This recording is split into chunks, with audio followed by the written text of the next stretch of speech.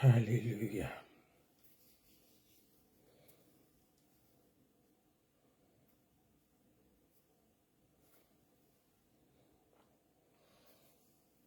Hallelujah.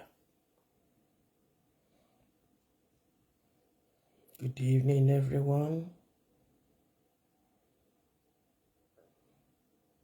God bless you.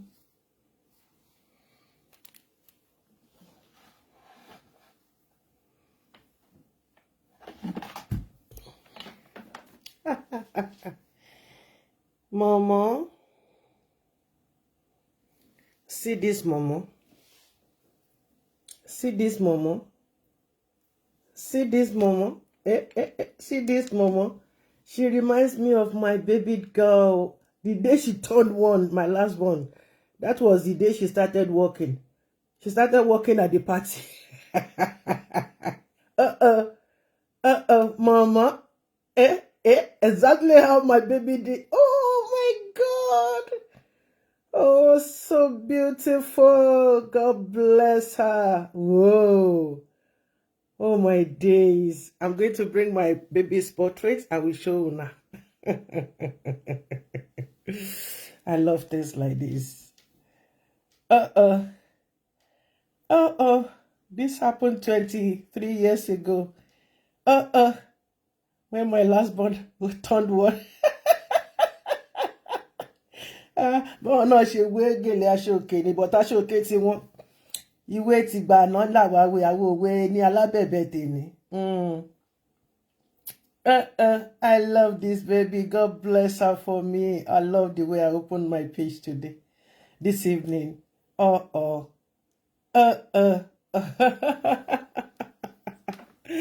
God bless her. Father, Son, and Holy Spirit. Oh yeah. Di. Then di. Di. Go. Di. I'm going to share this thing to my girl. Exactly what she did when she, but I will go bang you. When she turned one. The day she turned one was the day she started working at the party, at the hall. I love this. Bless her in Jesus' name. Amen. Hallelujah. Good evening, everyone. Good evening. Is it not beautiful to open a page, a program page with such a doll? I love that baby. Oh my days. I love that baby. Hallelujah. Good evening, everyone. Feeling groggy. I just woke up. As many people that called me and I didn't pick my phone, it's when I woke up, I saw so many calls.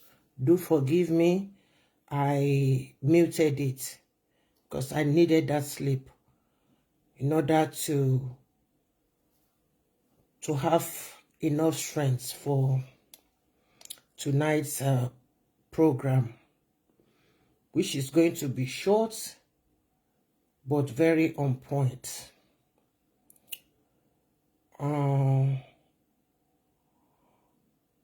Thanks to each and every one of you that joined me early in the morning.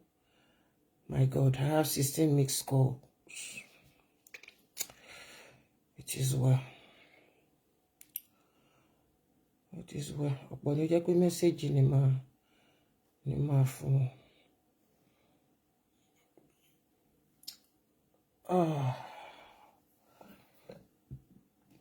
You're welcome. I appreciate each and every one of you, and as many that joined me early this morning when I needed to para. Mami Ekabo ma, Mami K. God bless you, ma. I appreciate you. God bless you.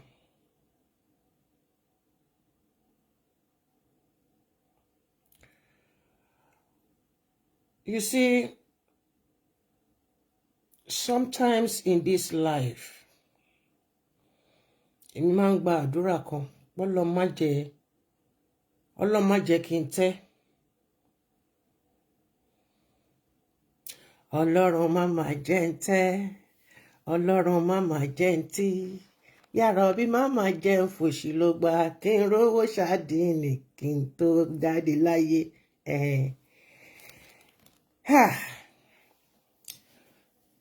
Àwọn ẹlòmíì wọ́n máa sọ pé tí wọ́n bá ń gbàdúrà pé káwọn má tẹ́, tó bá dẹ̀ ti wá tẹ́ kí wọ́n má kú ní àdúrà tó kù. Èmi Ọmọ́tádé ṣe, èmi ò ní tẹ́, mi ò ní tí, mi ò ní tẹ́, mi ò ní tí, mi ò dẹ̀ ní kú tí àìtọ́jọ́. Ẹni bá ní kí n kú kó máa ní ṣò lọ́run is free of charge. I bless you with a sudden death, if that is what you are wishing me.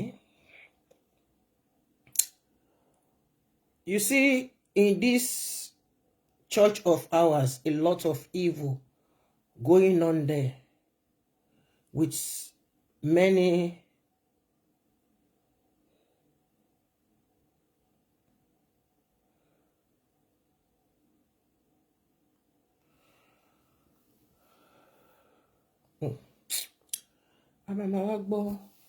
message Terry.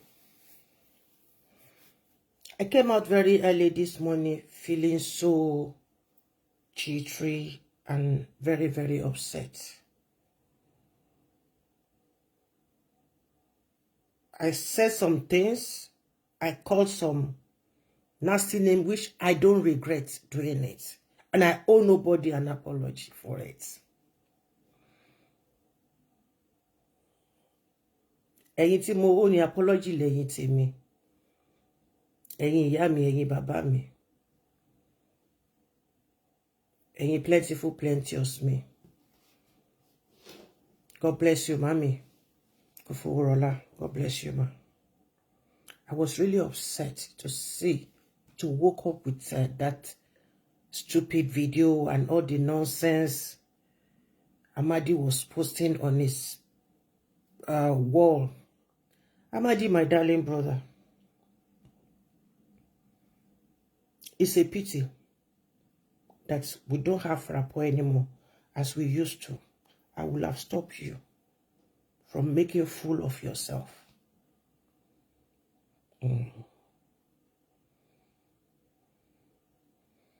Because sometimes we think we know some things. That is why I don't come out just like that.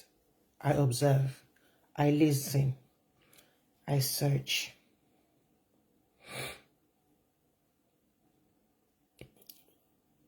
You see, àwọn àgbàlagbà wọ́n ní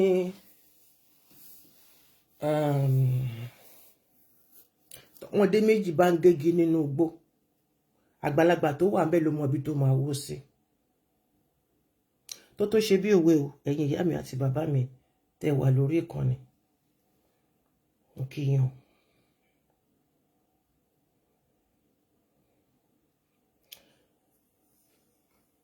When we say we are doing iṣẹ́ ìránṣẹ́, turning it to fracas will only make you become an idiot.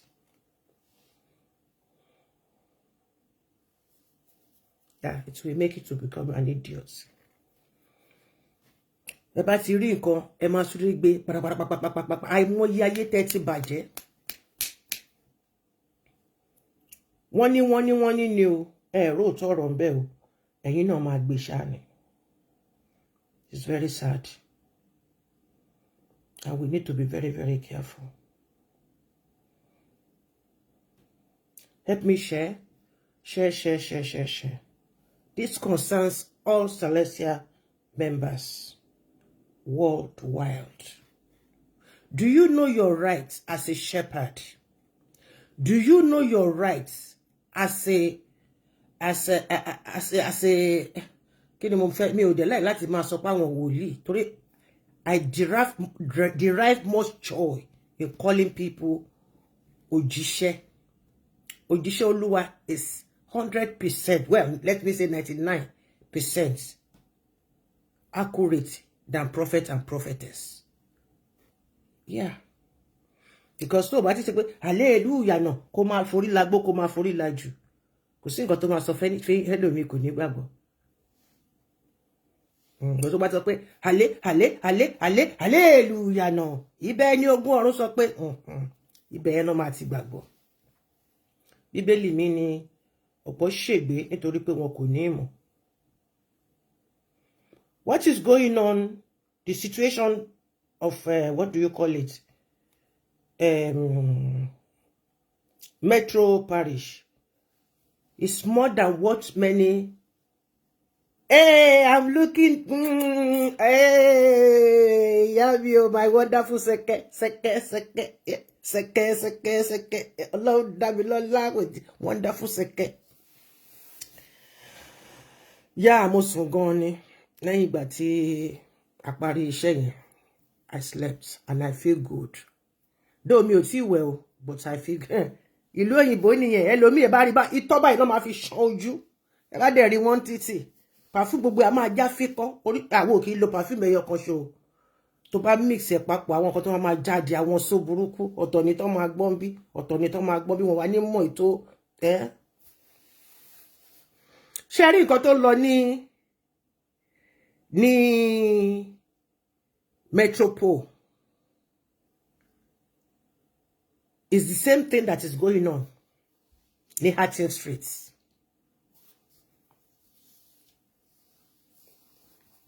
And the same thing ló dẹ̀ tó fẹ́ take over ní 7th year.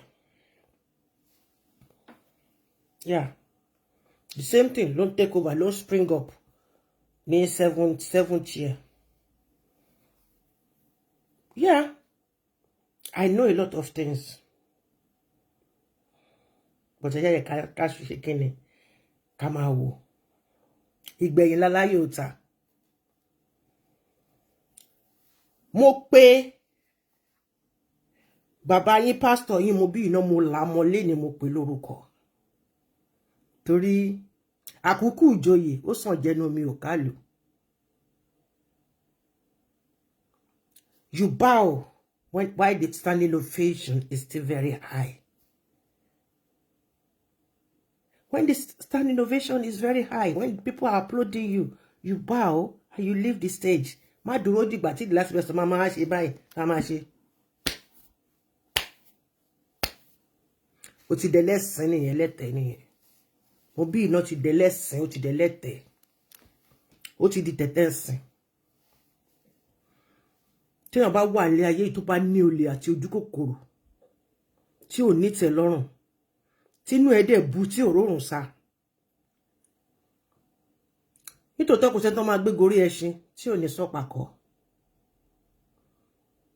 But wá try láti make sure pé àwọn tó gbé ẹ gorí ẹṣin yẹn tó bá gún ẹṣin ní kẹ́ṣẹ́ kó máa gbé ẹ lọ níwájú.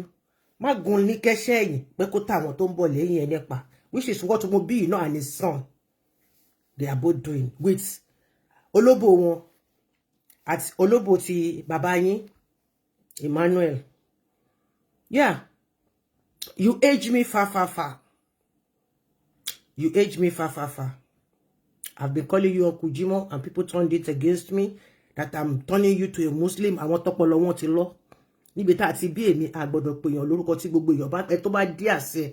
Kò sí ẹnì kankan nínú gbogbo àwọn tó dí àṣẹ mi.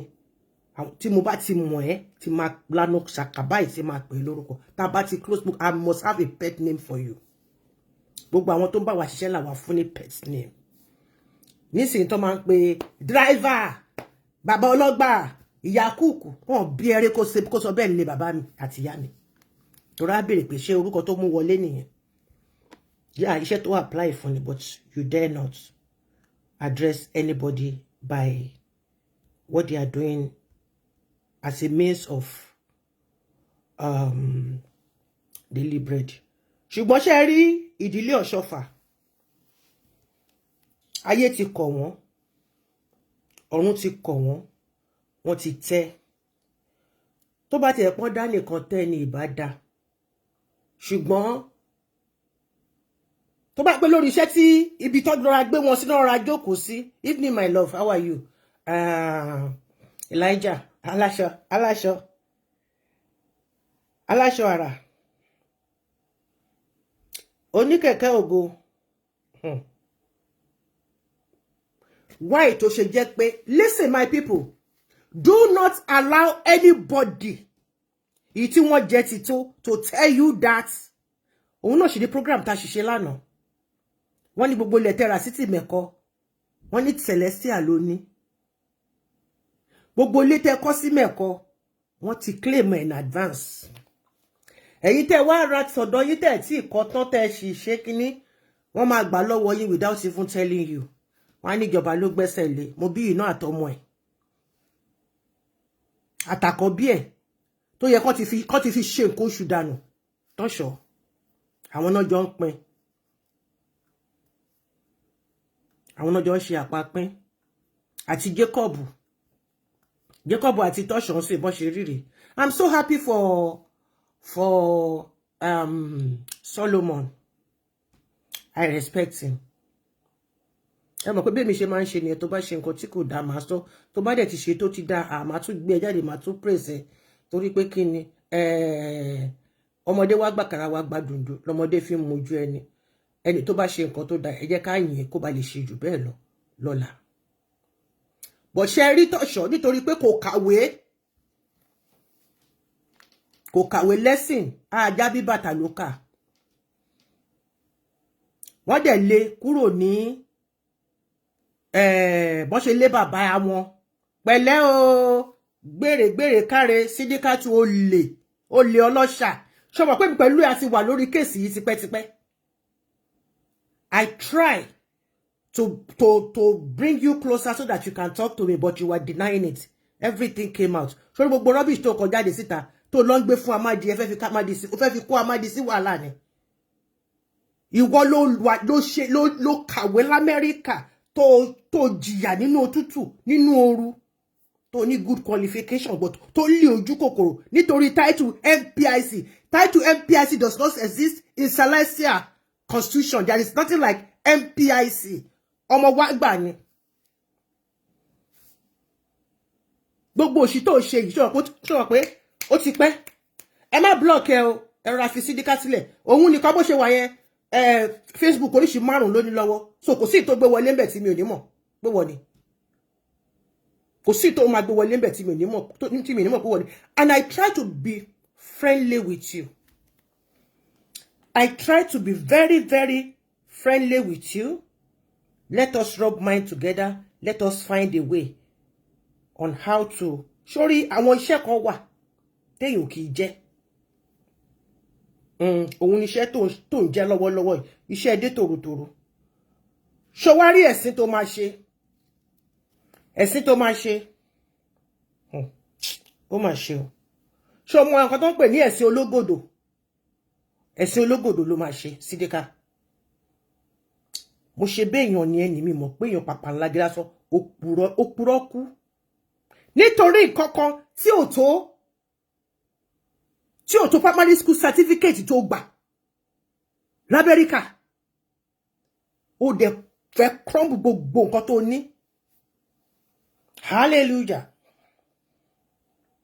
Ó dẹ̀ fẹ́ crumble gbogbo ìgbésí ilé ayé ẹ l'Amẹ́ríkà. Oh, I will drag this with you, my darling. My sweetheart, I will drag it with you. Gbogbo agbára tó bá ní, sá fún mi. Gbogbo ìtẹ́mi náà bá ní, I will sá for you. Jẹ́ ká jọ ságbára.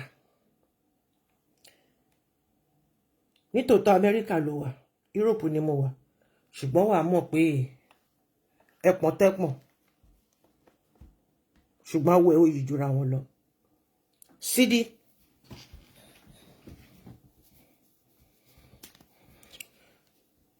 Mi fẹ́ sọ̀rọ̀ lọ síbi yẹn, mi fẹ́ sọ̀rọ̀ lọ síbẹ̀ yẹn.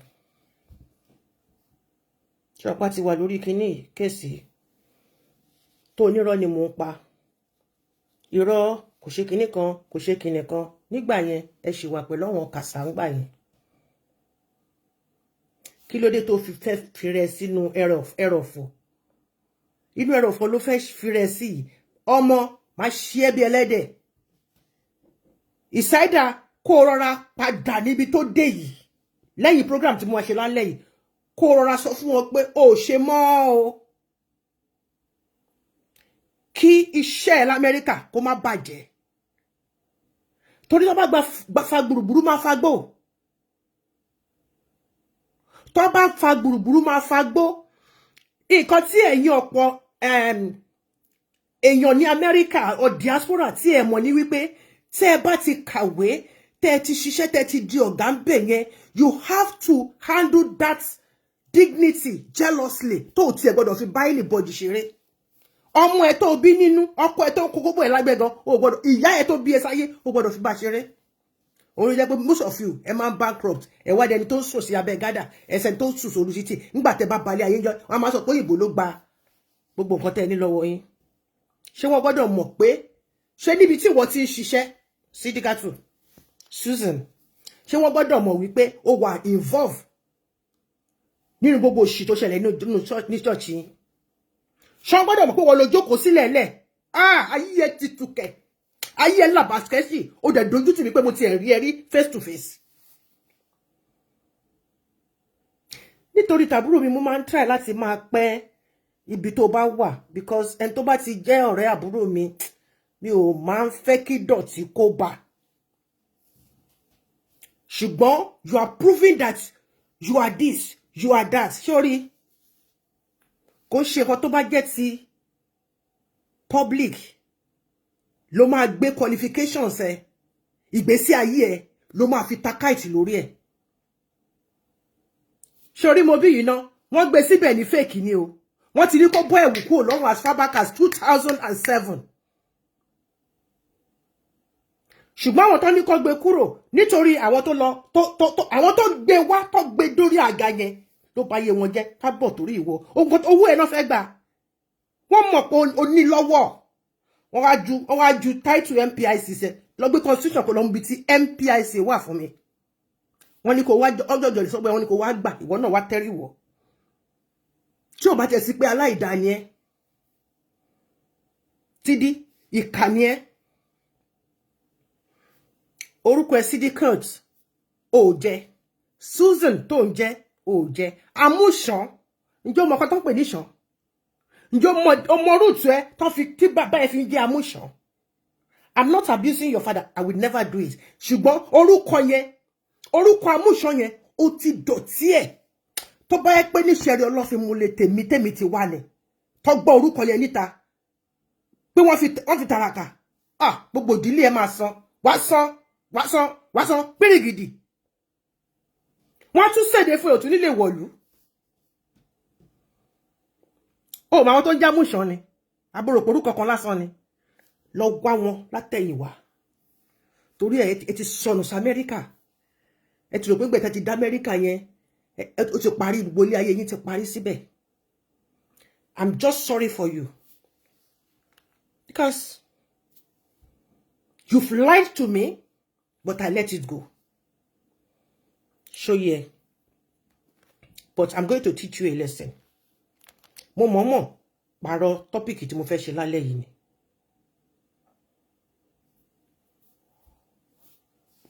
Topic tí mo fẹ́ ṣe lálẹ́ yìí. Tí n bá ti ṣe tán, don't push me to do the second one. Ṣé pé mo ti advice ẹ lójú gbogbo ayé sì gẹ́gẹ́ bí ọmọ ìyá tẹ̀gbọ́n tàbúrò. I senior you. Ó kàn lè rí fẹ̀rẹ̀gẹ̀dẹ̀ ò dẹ̀ ṣílẹ̀kùn. Ṣó yẹ. Ṣó orí mi lọ́jọ́ yẹn. Is that a lot plenty? Mi ò kì í ṣẹgbẹ́ by far. Ó kàn fẹ́ ní. Hello? I'm giving you this as a gift. All right? Don't let me come out the second time for you directly. Torí gbogbo ẹ̀sìn tó fi rẹ̀ ṣe yẹn, ojú tì mí wípé àbúrò mi mọ̀ ẹ́. Wípé mo ti ẹ̀ fojú pọ̀n ẹ̀ one on one. Ṣó mọ̀ pé lọ́jọ́ yẹn gan náà mo kàn ra ṣe sẹ́gbẹ́ kan tèmi ni. Nígbà tábúrò mi sọ mo ní ìjọ torí Ọlọ́run. Nǹkan tí mo bá wá sí ìbá ìkọ́ni yẹn. Ṣó rántí náà? Tọ́rọ lọ ṣe ni ẹ́, ó dẹ̀ lóòótọ́ lọ́wọ́. Tó bá jẹ́ pé inú ẹ mọ́ olóòótọ́, wà á ti ní kí n sí ẹ ní gbẹ́rẹ́ ìpàkọ́. ṣó mọ̀ pé ìwọ náà ló wá sórí kíní bí tó wá ń sọ oríṣiríṣi tó tún lọ mẹ́sẹ̀jì mi tábúrò ń bẹ̀rẹ̀ sí ní bínú tí yẹn ń ṣe kíní kan tí yẹn ń ṣe kíní kan. I'm not here to open up that one to public.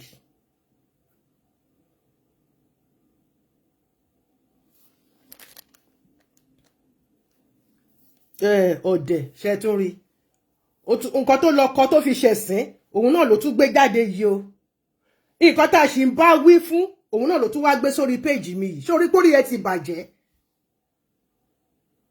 màá wá farabalẹ̀ mo ṣe bí bóyá o lè mú mi change mind mi lálẹ́ kí n má ṣe program tí mo fẹ́ ṣe mọ́ mo ní nǹkan tó pọ̀ mo lè sọ di game fáwọn tèmi tí màá tún ṣe kíni tí màá tún fi sanwó fún wọn tí màá tún ṣe kíni tí màá tún fi fún wọn ní gift tí màá tún ṣe kíni tí màá tún fi invest sínú ilé ayé ẹnìkan tí màá tún fi ṣe kíni tí màá tún ṣe bẹ́ẹ̀ àti ṣe bẹ́ẹ̀ ṣe àìmọye program tá máa ń ṣe tá máa ń yí padà ṣùgbọ́n torí pé o tún wá dí àmì tó wá gbé nǹkan tó gbé sórí page mi tó tún wá gbé síbẹ̀ orí another wall mi ló wà ń sìn tó wá tẹ̀ síbẹ̀. Màá jẹ́wọ́ fún ẹ wípé ẹgbà lóògùn wèrè. Ẹgbà òun lóògùn wèrè.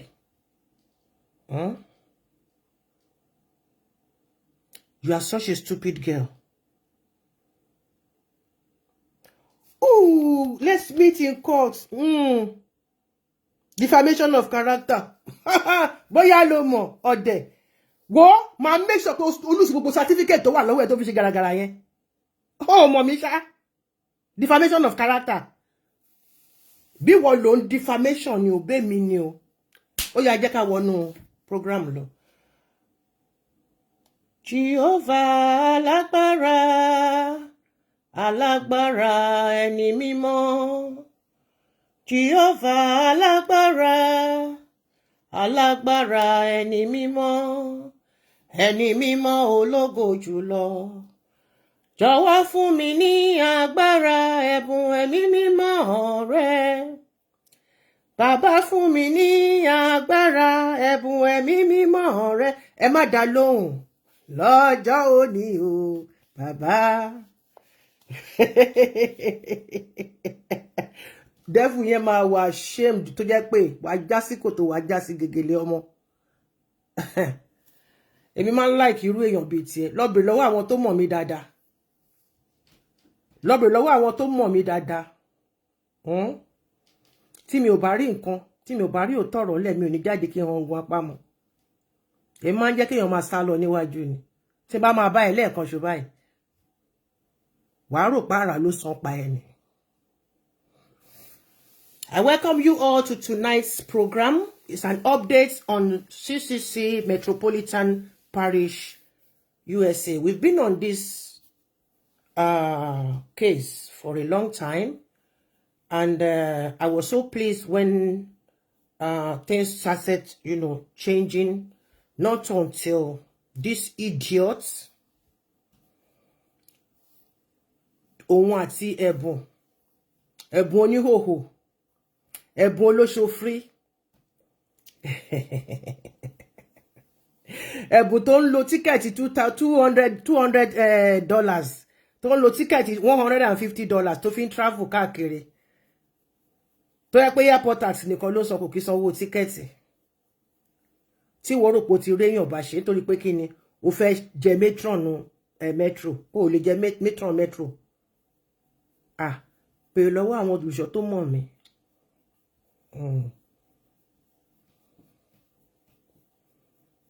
Ṣé orí defamation tó gbé jáde yẹn wọ́n ti bá mi crop ẹ̀ pamọ́ nítorí kíni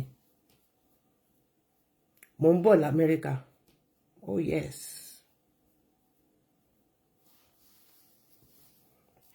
mo ń bọ̀ ní Amẹ́ríkà,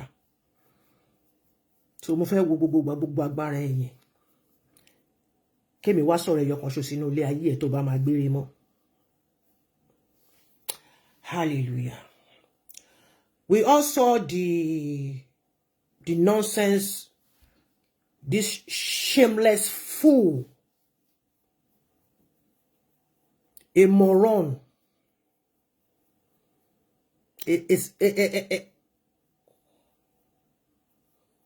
Ajẹ́ má yẹ kí n sọ.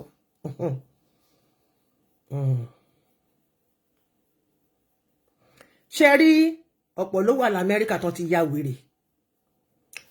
Àkàkú pọ̀ ju ìwé ó ń da sídí láàmú. Orí ẹ̀ ti yí. Kò mọ̀ tún yàtọ̀ sósì. Pẹ̀lú gbogbo nǹkan tó ń kọ sínú the other page ńbẹ̀ yẹn. Orí ẹ̀ ti yí.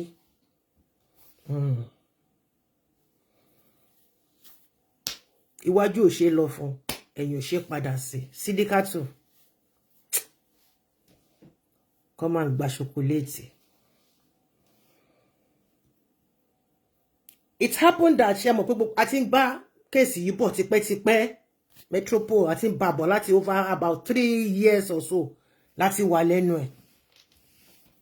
New chapter lélẹ́yìí. 2000 late 2024 early 2025 ti 2025 yìí ló gan tí o. A rò pé àlàáfíà ti jọba ni. Ṣé wá rí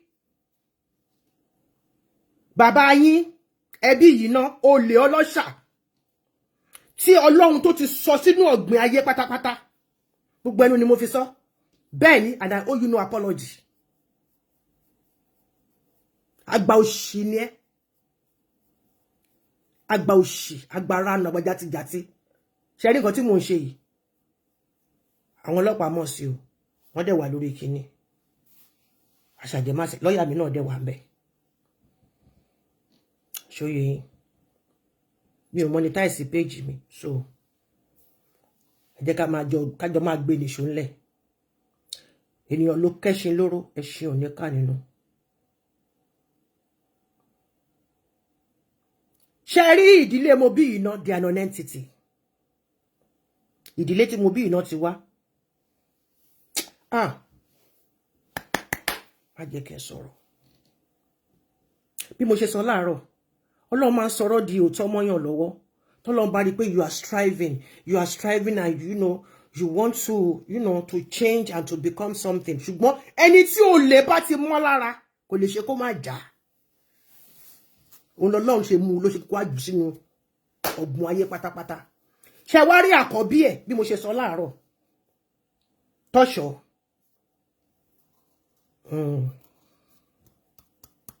Àtọ̀ọ̀rọ̀ òun la fi bí ẹṣin. Ọmọjọ bàbá ẹ̀ kú. Ìwà ìkà, ìwà oró, ìwà ká bà tèèyàn jẹ́, ká pààyàn lẹ́kún. Ẹnìkan ló dẹ̀ máa pa ẹnìkan náà méjèèjì àtọmọ àti bàbá ẹ lọ kọ sílẹ̀. Torí Tọ́ṣọ̀ fẹ́ jókòó sórí ibi tí bàbá ẹ̀ wà, ó ti ń pàṣẹ already fún gbogbo ẹ̀yin òpònú olùṣọ́. Tẹ́ ní èèyàn burúkú ni mí.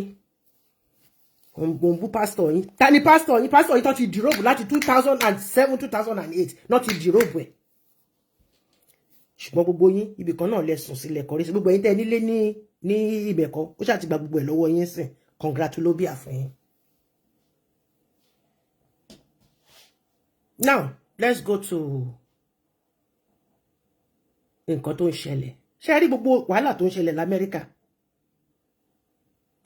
Irú àyínìke àti àyínìpadà olè àlùmọ̀kọ́rọ́ yìí tí wọ́n lọ fi gba the Great Oshofa Parish ní Chicago. Tán lọ gbé Benjamin, ọmọ tí ò mọ bó ṣe ya omi sí mímọ́.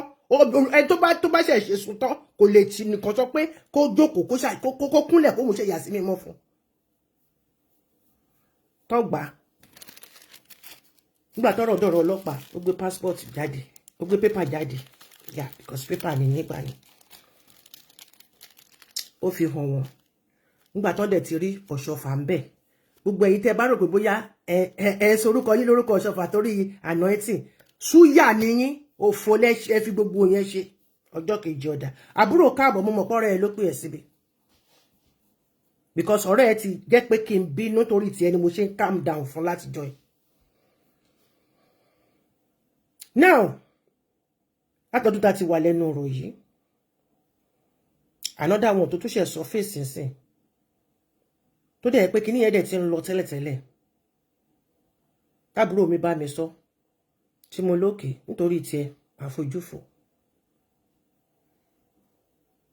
Eléyìí tún wá ṣẹlẹ̀. Ìwọ náà ló tún gba wájú ló ń gbẹ̀yìn. pẹ̀lú ìwé tó ní lọ́wọ́, pẹ̀lú iṣẹ́ tó ní lọ́wọ́, pẹ̀lú gbogbo nǹkan t'Ọlọ́run fi kẹ́ ẹ l'Amẹ́ríkà, ṣó yẹ kó máa bá ẹ nídìí òṣì. It happened that Sidikatu Susan Amusa, ìwọ tó mọ̀ túmọ̀ nǹkan tó pè l'Amusa, tó bá mọ̀ túmọ̀ orúkọ bàbá ẹ̀, ò ní bá wọn dá sí gbogbo òṣì ẹ̀. She was sanctioned, fired 6 weeks ago from the post of Financial Secretary of Metro Parish, alongside with 2 other ladies, Adeife, I think, and Bajulaye. Àwọn méjèèjì tó kù, àwọn yẹn lọ jókòó jẹ́jẹ́. Àbúrò nítorí ọ̀rẹ́ ẹ ló ṣe jókòó sórí ètò mi yẹn o. Àbí káre. Why were they fired? They were fired because of the complications and disloyalty to the church. Because this very Sidikatu Amusa and those 2 other people, 2 other ladies, instead of being loyal to the parish, they were loyal to Gbé'Mú. Gbé'Mú is not member of their parish. Metropolitan is in Kilatima Bibai.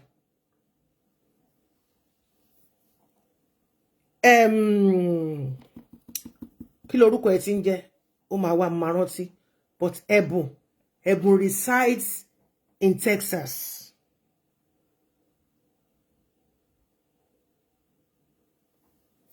Láti Texas ló ti ń gbé borùn wá síbẹ̀ yẹn torí pé òun náà fẹ́ ṣàfẹ́ gbàbẹ̀ yẹn torí owó tó wà ńbẹ̀ fún Tọ́ṣọ̀ àti bàbá Tọ́ṣọ̀. Àwọn olè dìran. Mi ò dẹ̀ gbọ́ pé bàbá dẹ̀ ṣe báyìí o. Bàbá ò jalè. Bàbá ò ní pé kéèyàn máa ṣe ṣoṣomówó nǹkan kan. Nítorí lóbìnrin àbàbà ń fáyà dáadáa. Bàbá fáyà. Wọ́n fáyà. Òun náà tètè ya sọ pé kójú má rí ibi. Gbogbo ara lògùn ẹ̀ náà ṣe lólúwa. Ó yá, I drop the towel. Take me home. Susan happened to be a former financial secretary. She has access to informations regarding Metro Parish finances. Òun ni mo sọ pé báwo ni gbogbo information ṣe dé ọwọ́ Amadi tí Amadi wá gbé síta. Tó ló sọ pé ó máa defamation of character kó máa gbé mi lọ sí kóòtù. Wo wàá rojú ẹnu abo.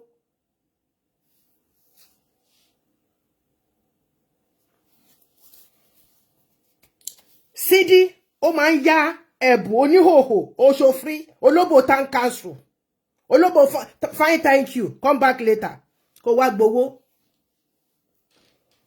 Ó máa ń yá Gbé'Mú ní owó parish tí kò dẹ̀ ní san. Ìyẹn ti dùn wọ́n nítorí kíni, nítorí pé ẹ̀gbọ́n mi ẹ máa pè mí, nítorí pé eléyìí tí ò mọ nǹkan tí ò mọ worth ẹ̀. Sidi doesn't know her worth. She doesn't know her worth. She wants to buy friendship. Friendship tó yẹ pé ọlọ́ṣẹ́ ni, tó yẹ pé olóòórùn ni, onídọ̀tí ni.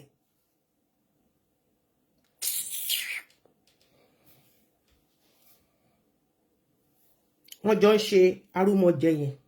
Ṣé rántí pé last time ọ̀rọ̀ owó yìí náà ni tí gbogbo ẹ̀ parú kúrúkúrú. Ẹ jẹ́ kí n sọ fún ẹ, Sidi. You like it, you take it. You don't like it, you don't take it. That is your cup of poison. Gbogbo nǹkan tó ń lọ nínú parish yìí kò sẹ́ni ọmọ parish yìí kan tó ń gbé fún mi. Ẹ̀yin fúnra yín náà lẹ ń gbé jáde síta. Ẹ ṣe ń gbé jáde tẹ̀lé mi jókòó tí ni mo ń develop ẹ̀. And remember, your best friend has a best friend. Ó tiẹ̀ ti sú mi, wàhálà líle ní church wa, wàhálà. Nígbà tí ọmọ aláṣọ funfun bá lọ ń bá ẹni tí ọmọ Muslim àbí àwọn tó jẹ́ pé another denomination ni wọ́n lọ tó lọ ń complain fún. Ìyẹn ló dẹ̀ fẹ́ rò ní ọ̀dọ̀ wọn. Máa bọ̀ náà kí wàhálà ìyá aláṣọ funfun yìí ti pọ̀ jù, máa bọ̀. So kò sí, excuse me, kò sí ẹnì kankan nínú parish yìí as you claim. as bí gbogbo yín bẹ ṣe claim tí wọ́n fúnra rẹ̀ tó fi attack mi lórí program mi years back. Now, last year December, Ẹ̀bùn lọ sí Nigeria. Where was I? Okay. Yeah, last year December. Ẹ̀bùn lọ sí Nigeria fún convocation tí wọ́n ṣe. Àbí convention jàre. This Sidikatu, Susanne Amusa. Orúkọ yẹn mà lágbára lẹ́nu mi láti pè o. Ọmọ yìí ò mọ̀ bí tó ti jáde. Ó pa àbúrò mi wá kókó wá máa gbọ́ nǹkan tó tí mò ń sọ. Ẹni tó mọ̀ mí dáadáa pé máa sọ tẹnu mi. Ó yá ẹ̀bùn nínú owó church tí kò jẹ́ kẹ́ni kankan mọ̀ ní $2,500 from the parish money. Wọ́n fi ṣe pàdípàdí for Jongo. Tó bá ní bẹ́ẹ̀ kọ́, ìhòhò ló máa rìn kúrò l'Amẹ́ríkà yẹn. Ó máa ta ẹrù ẹni gbàǹjo ni. In fact, wọ́n máa bẹ́ẹ̀ ta ni. Má jáde sá kó wá bá mi tranga o. Ọmọ, mo gbé wá sára gidi ni. Mo ti sùn ara mi ti le kókókókó. Mo gbé wá ni, má bá mi tranga. Tó bá ní nǹkan tí mo sọ tó bá sọ pé rọ́ ni. Tó dẹ̀ pé tòótọ́ ni. Ara ló máa sán pa ẹ́. Because the other time no, you came online. Tó sọ pé rọ́ ni mo ń pa.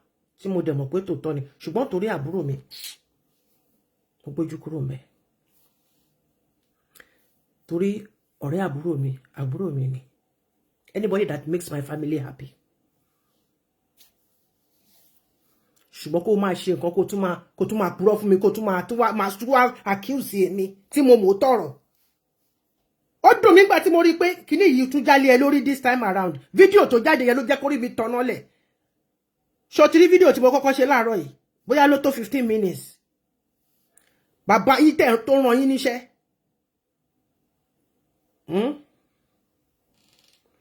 Ẹ̀bùn sanwó yẹn padà o. Wọ́n fi ṣe pàdípàdí láàrin ara wọn.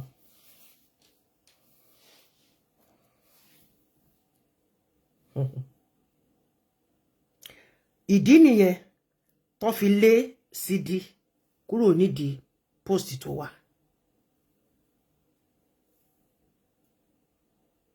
Ó mọ ọdún tó ti handle kíní yẹn bẹ̀ yẹn. Nígbà tó bó lórí burúkú rìn, òṣì bẹ̀rẹ̀ sí ní wọlé tọ̀ ẹ̀. Àwọn bọ́ bẹ̀rẹ̀ sí ní wọlé tọ̀ ẹ̀. Àní fọkànbalẹ̀ bẹ̀rẹ̀ sí ní wọlé tọ̀ ẹ̀. Àwọn màlẹ́kà ìjọ mímọ́ wọ́n bẹ̀rẹ̀ sí ní bá ẹjà. Ó tí sọ jìnnà. Nítorí title MPIC, go and check constitution, kò sí nǹkan tó ń jẹ́ MPIC ńbẹ̀. Ìdí nìyẹn tó fi gba financial secretary kúrò lọ́wọ́ ẹ̀ o. Níbi tó gọ̀ sí, níbi tó rìn dìde, níbi tó yàmàdé, níbi tó ponú dé. Ṣẹ́dẹ̀ mọ̀ pé ẹ̀bù kẹ̀dẹ̀ nìyí. Òun máa ń kíní tó máa ń gbẹtugbẹtu. Wọ́n máa ní ìta ìfọ́pọ̀ lọ gbọ́gbọ́, ìta ìfọ́pọ̀ lọ gbàgbà. Sidikatu, ọmọ Amusa, ọmọ Nọ̀nà Àwáwù. Torí Muslim ni ẹ́ tó wá máa pè ọmọ orúkọ Nọ̀nà Àwáwù náà máa fi pè kí wọ́n ní pè lọ́mọ Eva.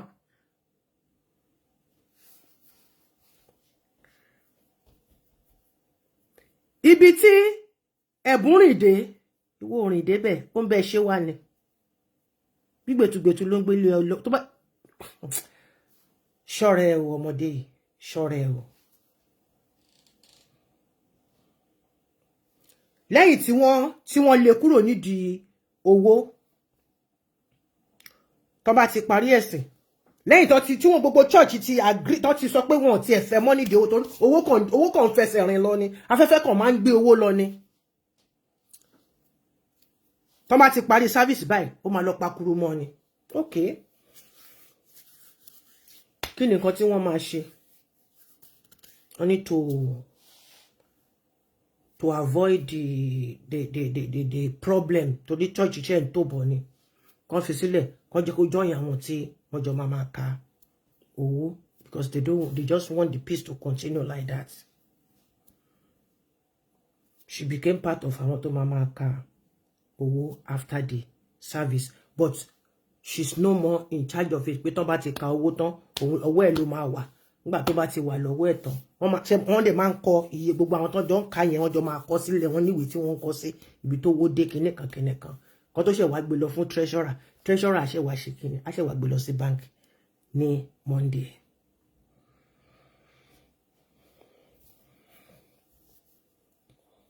So mo ti sọ, á ṣe wá handle fún financial secretary, á handle fún treasurer ṣe kíní, á gbé lọ. And they are, and there are still 3 signatories to the receipt. Tí wọ́n máa ń kọ pé iye báyìí ni o, èló ni ìwọ náà kà, iye báyìí ni o, èló ni ìwọ náà ti kà, iye báyìí ni wọ́n oníkàlẹ̀ àwọn mẹ́tẹ̀ẹ̀ta yẹn á sign, wọ́n á confirm pé iye tí owó yẹn jọjọ́ nìyẹn ní àwọn tí wọ́n kà. So now, the new financial secretary will hand over the money to the treasurer with the signed receipt paper from the church. And then the treasurer will take it to the bank the following morning. That deposit síbẹ̀ fún accounts. Despite allowing this idiot tó fẹ́ fi ọ̀dẹ̀ arìndìn ṣùgbọ́n mùsùpò tó fẹ́ fi ba reputation ẹ̀jẹ̀ l'Amẹ́ríkà because tó bá kó fẹ́ attack mi ọmọ mo dé fún ẹ gan ni. Ibi tó bá sọ pé o mọ̀yàn dé, ibi tó mọ̀yàn dé ló mọ̀yàn dé o. Ibi tó mọ̀yàn dé ló mọ̀yàn dé. Lọ́wọ́lọ́wọ́ tí orí Trump tí ẹ pariwo yìí, ọmọ wà regret pé ó bá mi jà. Wà tí ẹ regret pé ó wá sórí page mi lálẹ́ yìí, pé ó tún wá drop nǹkan síbẹ̀. Pẹ̀lú mo ṣe jẹ́ pé mo ń caution ẹni yìí. Wà regret ẹ o. I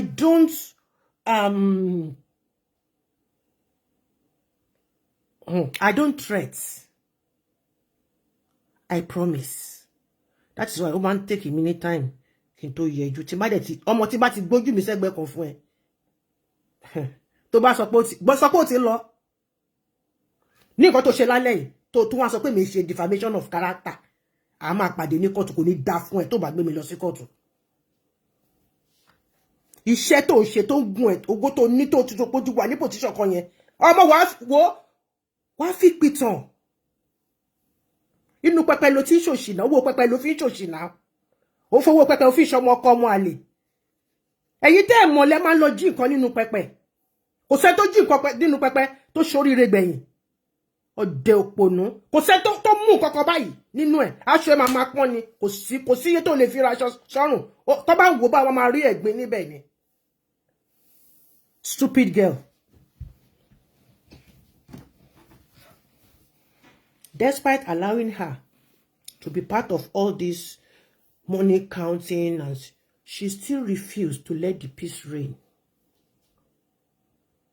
in that parish. And for the peace to reign completely, that's why she was completely replaced.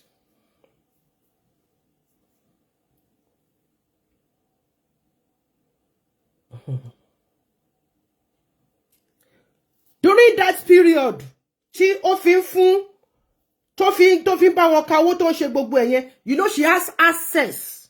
Àwọn tí wọ́n wà nídìí owó yẹn, they have access to the PIN number.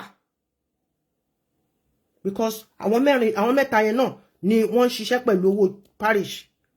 So the account PIN number ó ti lọ bẹ́ẹ̀ ni ọmọ mi jẹ́ kí n gbé mílíkì ó tutù ó wọ́yún ó tutù.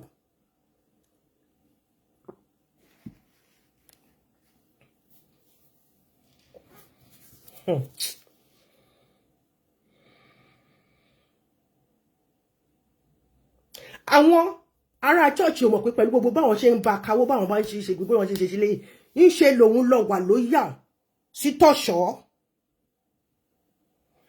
through ẹ̀bùn. iye tó ń wọnú àkáǹtì lójoojúmọ́ ló ń reveal fún wọn. Ṣé rí pọ́ mọ́ àlè lọ́mọbìnrin. Ṣé rí pé kò kí ṣọmọ amúṣàn. Tó bá mọ̀ tó mọ amúṣàn. Tó bá ń gbọ́ kóbá. Tó bá fẹ́ mọ̀ tó mọ ẹ̀ kó wá bá mi, kó wá béèrè lọ́wọ́ mi. You are a silly girl.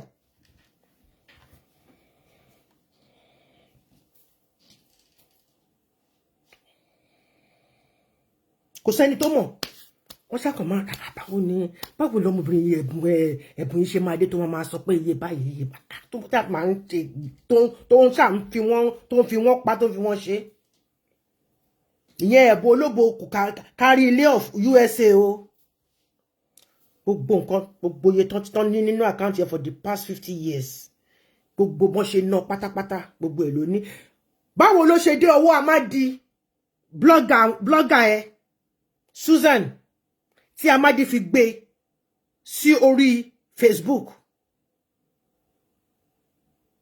A sensitive document like that.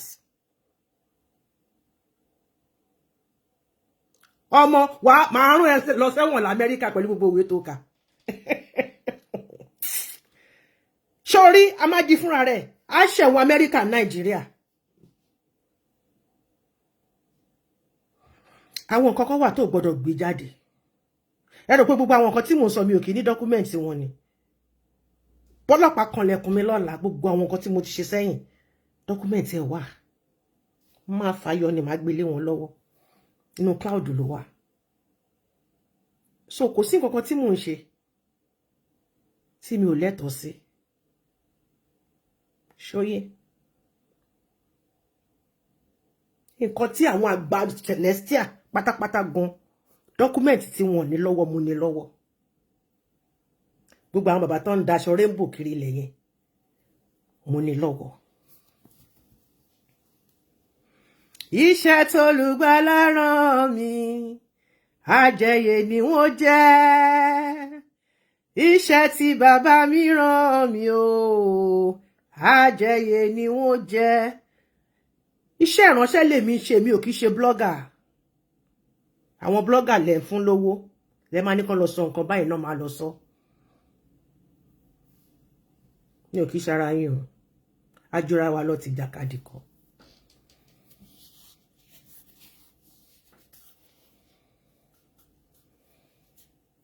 Bítọ́ṣọ́ àti EMF wọ́n ṣe mọ bówó ṣe ń wọlé, bówó ṣe ń jáde, gbogbo iye tó wà nínú àkáǹtì. Ìtorí ẹ̀ tán ṣe wo kókó wípé àwọn ṣáfẹ́ tọ́ṣọ̀ ló máa end sí Metropol nìyẹn. Tí tọ́ṣọ̀ bá end sí tó bá jókòó sórí àga ní Metropol kí n bend. Kí n bend. After tí àwọn kí ni nǹkan tó ń ṣẹlẹ̀? Ta ni ó ń dalẹ̀ láàrin wa ń bì báyìí? Ó dá to be sure to know ẹni tó ń dalẹ̀ láàrin wọn. Báwo ni pin number ló ṣe leak out? Ọ̀bẹ tó ṣàánú kò ṣàṣẹ tó fẹ́ fi bẹ́ṣu. The parish chairman and the new financial secretary. So they were advised by the ad hoc committee to go to the bank and change the account PIN number. Ibi tí wàhálà ìmí tó ti gbégbégbégbéré nìyẹn. Tí this idiot tí mo mú lábúrò mi tó dẹ̀ wá lọ korí sínú ẹ̀. Tí ó mọ̀ pé wọ́n tó mọ̀ pé tọ́ṣọ́ àti ẹ̀bùn àwọn yẹn kan Mr. Ngokobodo ó pàdé Mrs. Ngobodo láwọn méjèèjì. Àbí Mrs. Ngobodo àbí kíní kọjá cross fucking ṣàlọ́rọ̀ kan.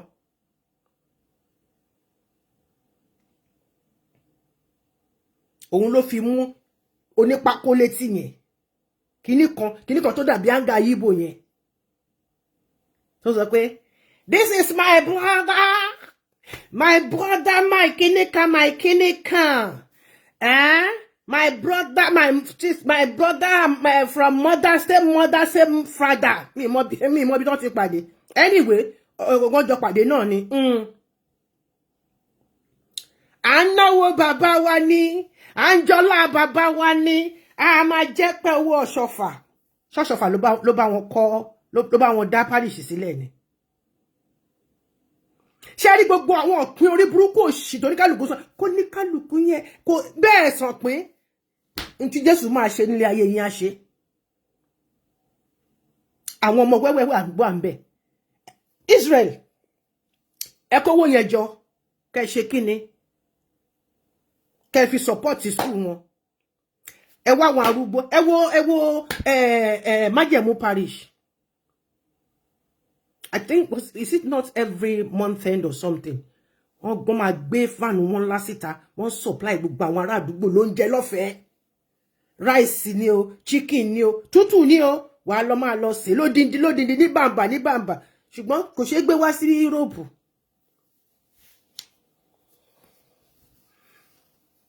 Ń wo kó ṣá, ó pàdé ń wo òbòdò. Á dá fún ẹ̀yà mi, sọ original sẹ́kẹ́. Wọ́n dẹ̀ ń fi wọ́n gbá wẹ́dà, wọ́n dẹ̀ ń gbowó ribiribi lọ́wọ́ ọmọ òpònú yìí o tó ń wá táìtù. Máa bọ̀ kí mú ẹ lọ sílé kan fún ẹ ní táìtù tó yẹ pé táwọn èèyàn bá rí ẹ báyìí, wọ́n máa mọ̀ pé yes, ó gba táìtù. Táìtù ọmọ balẹ̀ mi máa fún ẹ. Idiot.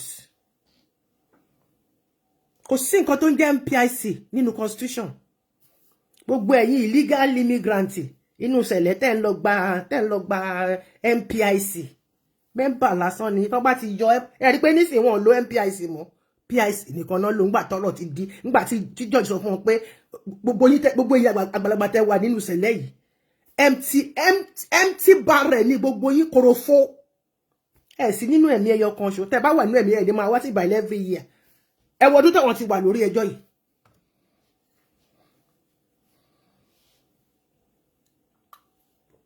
Ìwọ wá fẹ́ fi gbogbo nǹkan tó fi lé ayé ẹ̀ ṣe láti kékeré, gbogbo òwe tó kà, ó fẹ́ fi tàfàlà, ó fẹ́ fi gbé mi lọ sí kóòtù. Ọmọ, let's go there.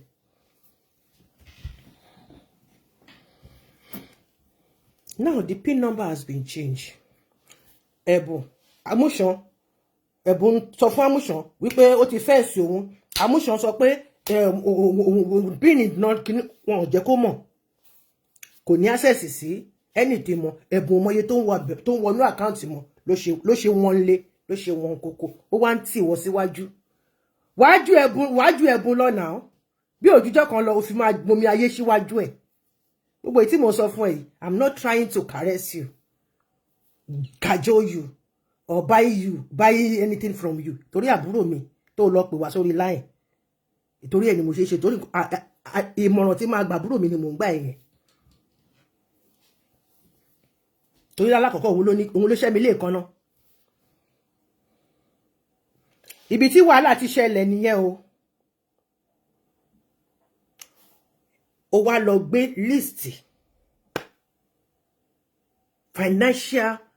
secret financial kinní tó ti wà lọ́wọ́ ẹ̀ tẹ́lẹ̀. Ó wá lọ gbé fún Amadi Òbúdù. Ìwọ náà wá gbé, ó wá fi ṣe live. Ó wá sọ pé káwọn èèyàn wò ó gbé síbẹ̀. Ó tún wá kọ gbogbo list. Ó ti bà yí ara ẹ̀ jẹ́, ó ti bà iṣẹ́ ẹ̀ jẹ́, ó ti bà iṣẹ́ ẹ̀ jẹ́ ní Amẹ́ríkà. Nítorí ìwọ tó lè handle important secret church. Náà wọ́n máa gbé ẹ̀mí èèyàn lé ẹ lọ́wọ́. Ọmọ, let's go there. Èmi ló ń threat lórí kíní. Àbọ̀ mọ̀ pé Europe ni mò ń gbé. Diaspora ni tó yẹ pé ìlú tó le gangan. Ìlú tó le. Tó dẹ̀ ibi báyìí ni gbogbo the center of all European countries. Ibi báyìí ni wọ́n fi ṣe base. Come about tọwọ́ system wọn gbà pé ká monetize page. So I'm doing everything for the glory of Jehovah. TikTok ni o, Twitter ni o, Instagram ni o, wọn gbà because wọn fẹ́ kí nǹkan kan China kó wọ bí tó di kó máa sọ pé wọ́n ń gbọnú lé ṣe kíní kan wọ́n ṣe kíní kan. Ó rò pé èmi jẹ́ novice nílùú òyìnbó ni. Ọmọdún tí mo ti wà nílùú òyìnbó, mo máa dàgbà sílùú òyìnbó mà ni. Mi máa ṣe pé ẹni tó ṣẹ̀dé, mi máa ṣe ṣẹ̀ṣẹ̀ dé. Èmi kankan fúnra mi, mo máa lọ sílé ìwé. Mo lọ sílé ìwé. bí ò tiẹ̀ pọ̀ bí mi ò tiẹ̀ lè count búùkù mo gbọ́n orí mi bí n tiẹ̀ kàwé máa make sure pé mo rẹ̀ kí gbogbo nǹkan tó ní lọ́wọ́ yẹn èmi ló ń threat kó fẹ́ gbé mi we shall meet in court gbogbo tó send Samadi pátápátá tóun náà ń gbé jáde gbogbo ẹ̀ ló wà lọ́wọ́ mi ní Sambabi kẹ́ni tó máa yọ yín kúrò nínú ẹ̀ nǹkan tí mò ń ṣe fún Jehovah ni mi gbowó lọ́wọ́ anybody and I've been doing it for a long time.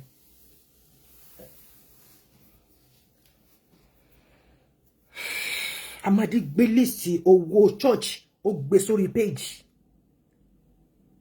ó yẹ kó rí ẹ pé débẹ̀ náà so tó bá diagnose èèyàn wá gbé kíní ẹ̀ nítorí pé wọ pẹ̀lẹ́ nìkan jà wá gbé fún ẹnìkan kókó lọ fi bu kó gbé síta ọmọ license ẹ máa make sure pé ó crumble tó bá mess up ẹ tó bá mọ́ kó lọ kìlọ̀ fún o gbogbo òṣì tó nǹkan síbẹ̀ tí mo ara ẹ ti ń wálẹ̀ àbí máa kọ́ lọ this device tó wà ń bí báyìí ibẹ̀ ló ń kọ́ sí tí mo ń fojú kan báyìí tí mo fi ń wò ẹ̀ màámi ìtùnú ẹ má dá lóhùn ẹ jẹ́ kó máa kọ́ síbẹ̀ ẹ bá mi crop gbogbo nǹkan tó gbé síbẹ̀ yẹn ayé ẹ máa la baskẹ́sì ni mi ní wo tàbúrò mi mọ́ mi ní wo kankan mọ́ máa sánjú pa ni èmi ni wọ́n fẹ́ fi ìlú òyìnbó àwọn ta ni èmi ọmọ Tádé ṣe Àmọ̀kẹ́ kọ́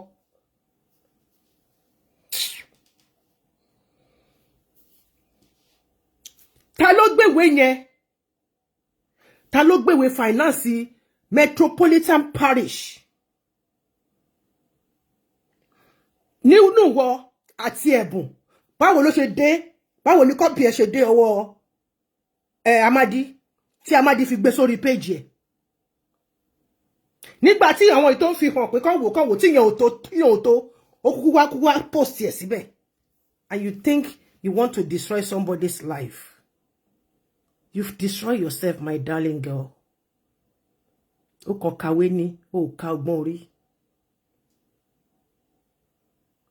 Ṣọ́rọ̀ mi yẹ, o kàwé ni, o kò ọgbọ́n orí. Tó bá ń pín àgọ́ ìwọ ni wọ́n kọ́ mú tiẹ̀ fresh.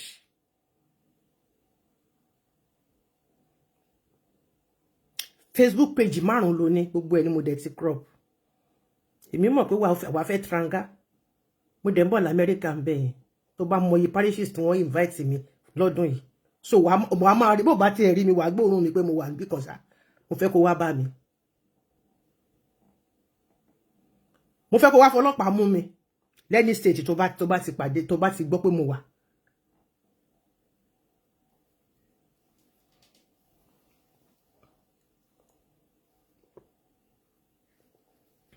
bí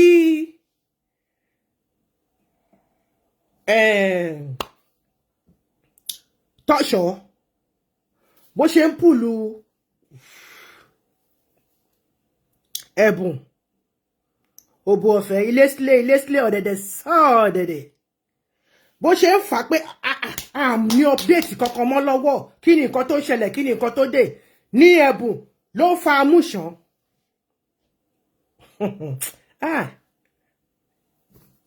ọmọ ẹni ìbájọ́ ni àbáyọ̀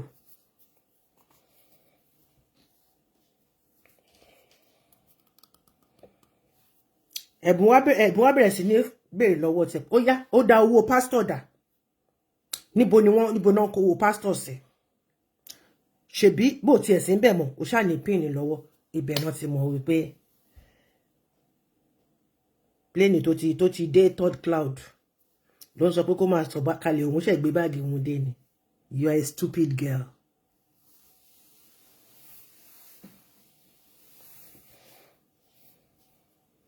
The CTC and all the parishioners were aware except ìwọ agbẹ̀yìnbẹ̀bọ̀jẹ́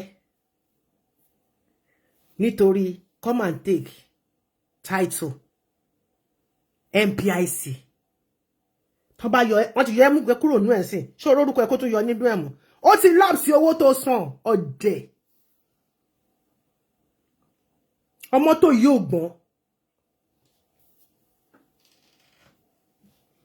fídíò tàrí òun ló jókòó sílẹ̀ tó ń kó owó tó ń kó sínú báàgì Sidi tó ń bú mi yìí o tó lóun fẹ́ gbé mi lọ sí kóòtù yìí o òun ló ń kówó ṣọ́ọ̀ṣì tó ń kó sínú báàgì ẹgẹ́ ń play ẹ̀ fún yín orí ẹ̀ ò pé èmi ọmọ Tádé ṣe ní ò kí jà kí n jẹ̀bi ẹ̀ Elédùmarè ní kò kí jẹ̀bi o ṣùgbọ́n máa ń ṣọ́ra mi gidigidi torí pé ǹjẹ́ máa ń fura ìfura lógun àgbà ẹ jẹ́ kí n wá fídíò yẹn jáde. I was shocked when I saw you. How stupid could this girl be? How stupid could this girl be? Lọ́jọ́ kò sílẹ̀ lẹ̀ ló ń súré kówó níbi tó kì í ṣe tó tí kò kì í ṣe ọ́fíìsì ẹ mọ́ ló ń súré kówó sínú báàgì ó lọ mú nylon kó sí ó ń súré kó sí ó ń súré kó sí. mi mọ̀ pé ó dẹ́ẹ̀sì tó bẹ́ẹ̀ o mi mọ̀ kó dẹ́ fídíò yẹn nǹkan tó mú mi tí mo fi jáde lára ara kan mi nítorí kíni bí èèyàn bíi mẹ́rin the same video kí ló tún ṣẹlẹ̀ ta ni wọ́n tún rẹ̀ mọ́lẹ̀ ń bí báyìí àṣé ìjì ọ̀tí àbúrò mi ni òde burúkú àti ìnílójú ọmọ ṣẹ́rí òun nìyẹn mi fi volume sí ni tí bá volume sí ariwo pọ̀ gan bẹ́ẹ̀ òun ló ń kówó yẹn o kò jẹ́ kó ka owó rárá ó kàn kó ń dà sínú báàgì ni ni lady tọjọ tó jẹ́ pé òun ló wà nídìí owó gangan nìyẹn bá bọ́ síbẹ̀ nìyẹn bá gbé láriwo bàtà ní wàhálà bá dé láriwo bàtà ní wàhálà bá dé Sidi ṣó yẹ kó ṣerú ẹ̀ tó bá tiẹ̀ pé kó lọ bọ́ sínú iná ṣó yẹ kó bọ́ sí what is wrong with you tó bá fi ìta ìfọ́gbọ́ lọ gbọ́gbọ́ tó bá fi bẹ́ẹ̀ sọ̀rọ̀ owó rẹ̀ nínú mìíràn kó tó jáde ni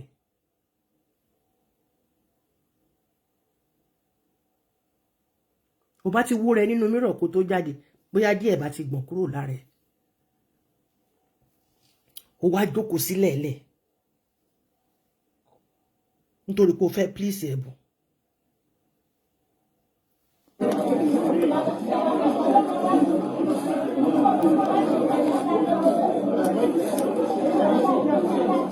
ṣe rí pé kò ka owó yẹn ṣe rí pé ó kàn kó ni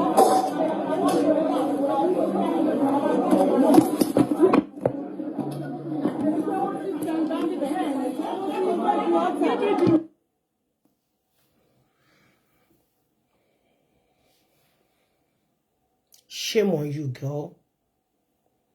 Shame on you. Láti Washington DC.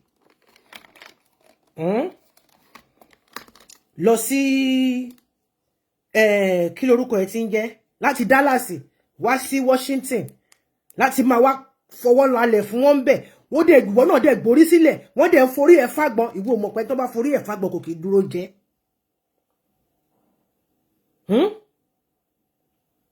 ṣó ń gọ̀ sí ni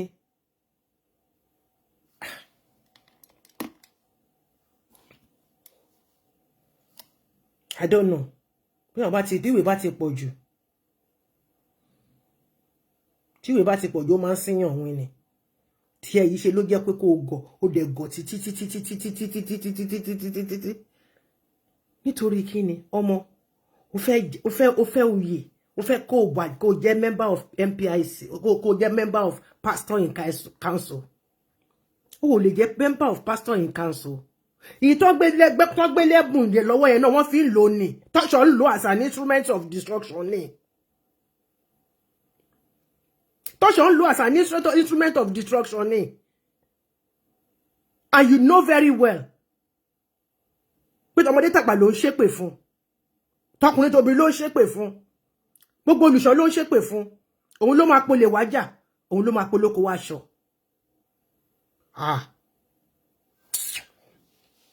you disappointed yourself òun nígbà tó bẹ̀rẹ̀ sí ní da owó yẹn kò kí a rí pé kò ká ó kàn ń gbé ó ń dà sínú báàgì ó ti kó nylon bag yẹn wá láti ilé. You see yourself. CCTV camera ló gbé kíní yẹn. Ṣó wò kó tó ti kó bá rẹ̀ ń bẹ̀ yẹn. Ó wá sọ pé wọ́n fẹ́ gbé mi lọ sí kóòtù. Defamation of character àbí kí ló ti pè sí. Mi no count book o. Máa sọ òyìnbó fún wọn tó máa jẹ́ kó máa lọ gba interpreter wá ni. Yorùbá ni máa bá wọn sọ. Àwórì gidi ni máa bá wọn sọ. Máa kó pépà sílẹ̀ ayé ajá pàtì. Máa kó fídíò sílẹ̀ ayé ajá gbù. Máa kó evidences sílẹ̀. Wàá fò báyìí wàá nọlẹ̀ ní tó máa dákú lọ gbọ̀nrọ̀gàndán. Wàá máa fi omi jí ẹni. You stupid asshole. Gbogbo ti the other time mi ò tí fà wọn ya mi ò tí dà wọ́n ni mo sì tọ́jú wọn. Mi mọ̀ pé ilé tó máa jáde.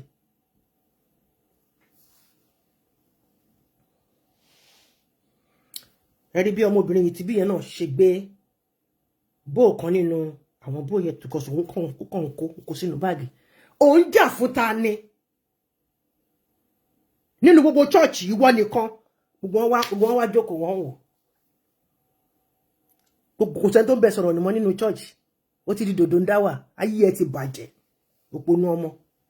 Bó ṣe fẹ̀ tó yẹn, ó yẹ kọ́pọ̀ lọ kínkín níbi táyọ̀ kó tiẹ̀ wà ń bẹ̀.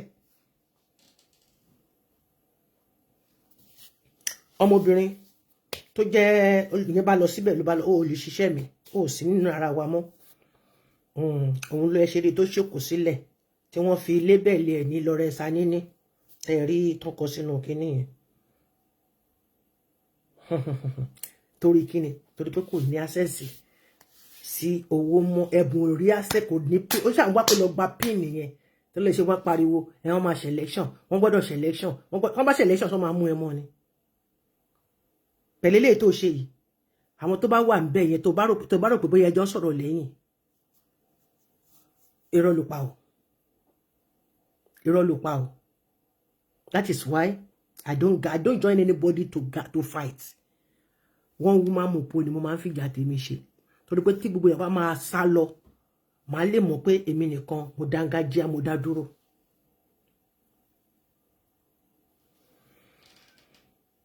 She became frustrated,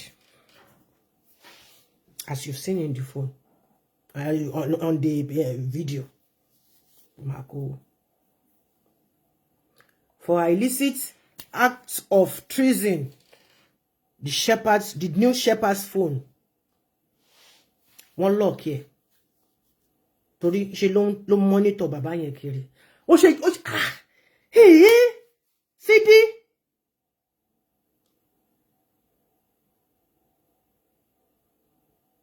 Ẹ̀bùn dẹ̀ kó sínú ẹ. Ẹ̀bùn táyé ẹ ti bàjẹ́. Tó ló pariwo òun ní dual nationality, òun ní ti Canada, òun ní ti kinní kan.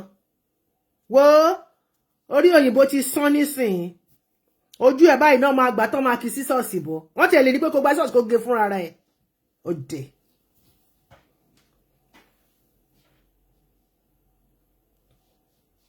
Gbogbo àwọn tẹ́jọ wà nínú church, they don't want to have anything to do with you anymore. Torí pé wọ́n ti rí pé ọlọ́ṣẹ̀ ni ẹ́, alábọ̀dé ni ẹ́. Wọ́n rò pé bóyá ogun tẹ́lẹ̀. Ṣorí àwọn tó bá wà ń ta náà tó bá sì lọ́nba, tó bá sọ gbogbo tó kan tó fẹ́ sọ tán, tó ní wọ́n ṣe kíníkan wọ́n ṣe kíníkan tó bá ti kúrò mẹ́wàá lólóṣì, wọ́n á tún pera wọn. Ará ilé ẹ̀ṣẹ̀ kúrò ń bí ni, òpònú.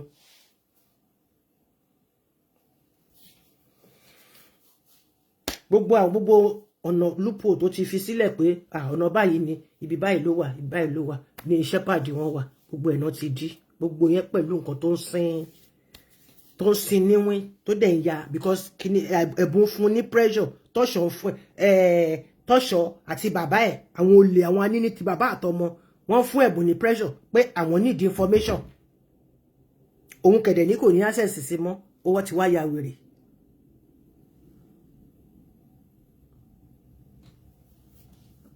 Now, Sidi ti mú nínú owó church many times láti ṣe kíni láti kó fún ẹ̀bùn. So ní mi ò ní proof. Má worry. Kóòtù yẹn ni mo fẹ́ ká ti lọ pàdé. Torí máa sú ẹbẹ̀. Ó ara gan ni mo ti máa gbàdí millionaire. Torí Ọlọ́run sọ fún mi lọ́dún pé máa di millionaire. Bóyá ara ẹni Ọlọ́run ìwọ l'Ọlọ́run fẹ́ lò nínú ilé ayé mi. Ọmọ wà so fẹ́ ó máa pariwo pùrùpùrùpùrùpùrùpùrùpùrù láti máa lọ fi bribe pastor ó níye tó kó sílẹ̀ ní mẹ́kọ kó súré lò nítorí pé kíni ó fẹ́ jẹ matron of nǹkan tán promise ẹ nìyẹn o títọ́ṣọ́ bá ti lè wá gba parish completely tó bá ti di shepherd ibẹ̀ ẹ̀bùn níyàwó shepherd àti special adviser òun á di matron àwọn wèrè tó kù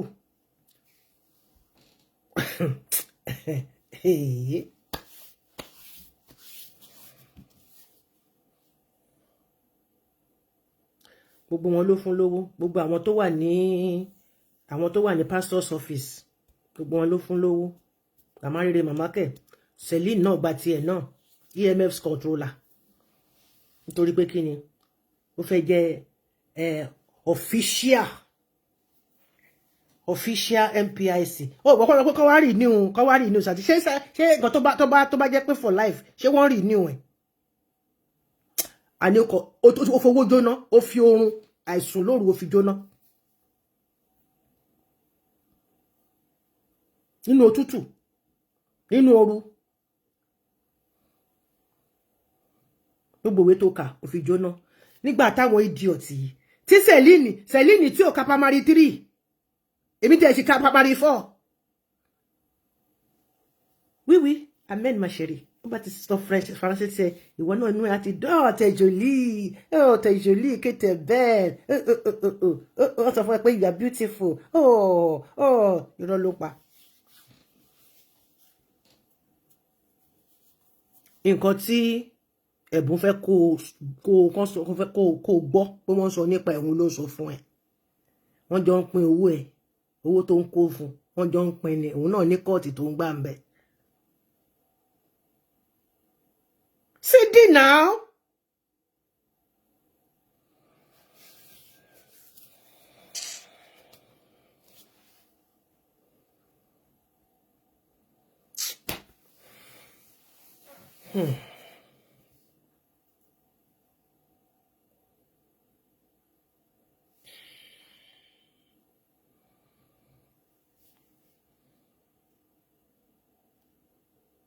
Tọ́ṣọ̀ fẹ́ wá gba you promise ẹ̀bùn promise pé òun pẹ̀lú wọ́n tóun ní bẹ̀ yẹn tó wà níbi finance yẹn kó má worry Metro Parish wọ́n máa gbà wọ́n kàn tún change ẹ̀ wọ́n sọ di Ọ̀ṣọ́fà cathedral ni. ẹ̀yin ọmọ Ọ̀ṣọ́fà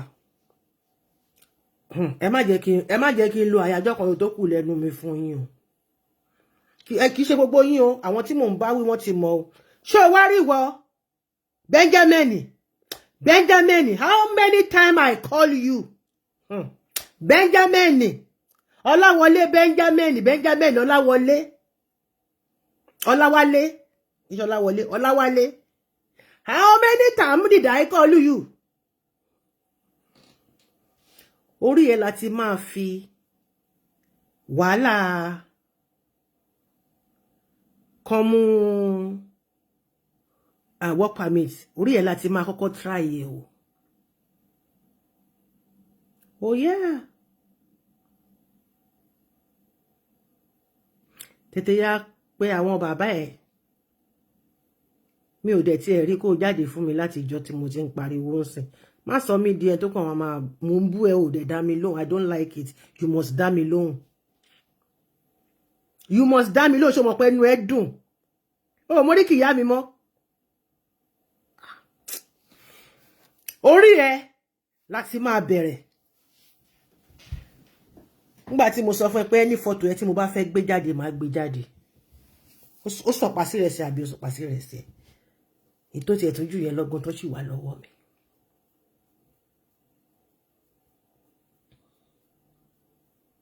má ti yọ̀ láyọ̀ jù torí tí wọn bá ṣí sọ fún bàbá ẹ àti Tọ́ṣọ̀ tí wọn bá já èékánná lẹ́yìn ọ̀nkú Túndé Odùbánjọ tí wọn bá jáwọ́ lé èékánná tí wọn bá já èékánná lẹ́yìn ẹ̀ kó jẹ́ kó ṣiṣẹ́ Ọlọ́run lò wọ́n láti gbé lọ síbẹ̀ láti lọ ṣiṣẹ́ Olúwa ni.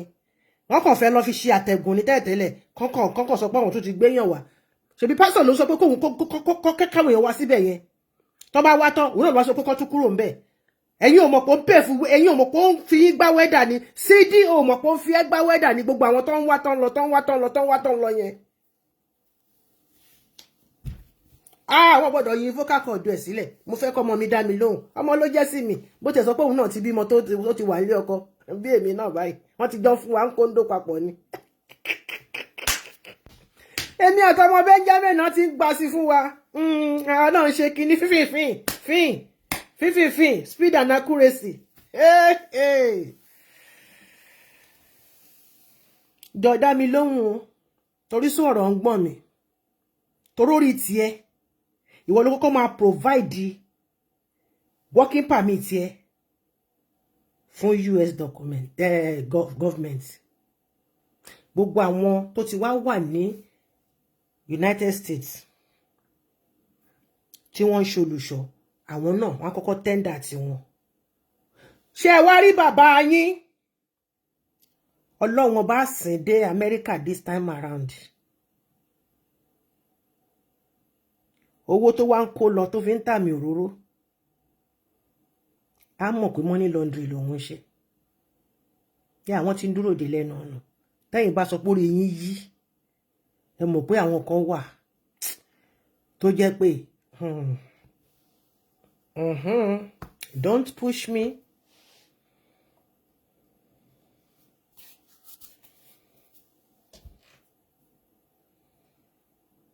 Nǹkan tó fẹ́ nìyẹn o.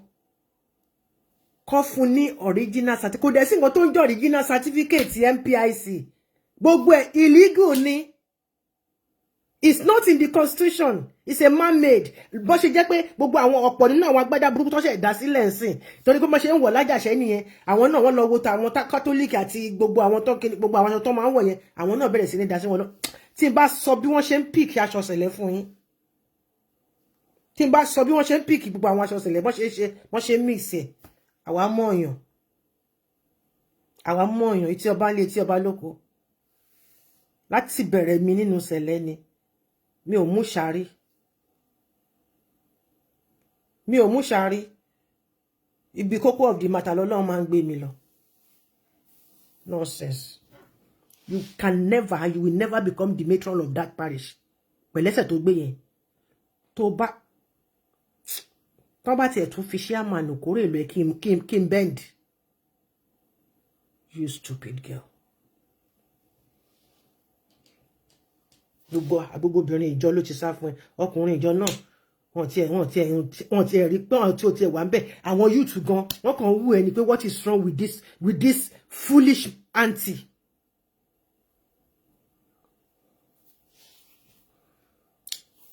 Olóṣò mú standing. Ó ń lò ẹni àbúrò mi.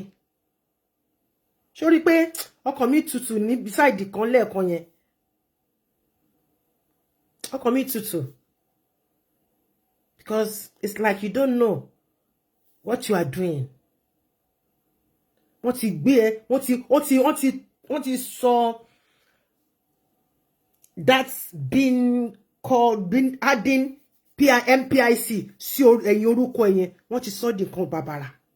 Nǹkan tí kò wà legal, tí kò ní meaning.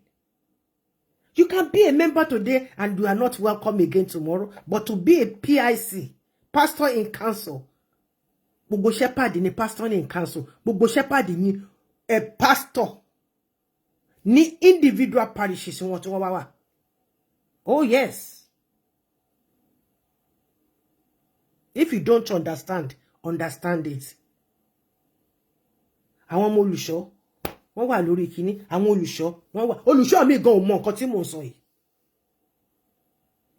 Ìgbà tó yẹ pé ka tenets, ka constitution, kàn ṣá ń tẹ̀lé wọn sheepishly ni. Tẹ́ bá ti ránṣọ, tẹ́ ti rán fìlà tó ti ga tó lé, tẹ́ ti àwọn aṣọ burúkú wọn ṣe jáde sí tó máa lò ní 2025 ó le jù.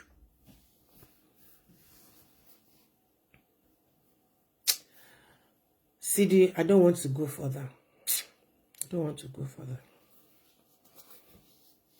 because my heart is aching.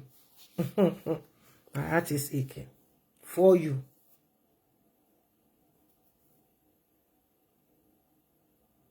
Now,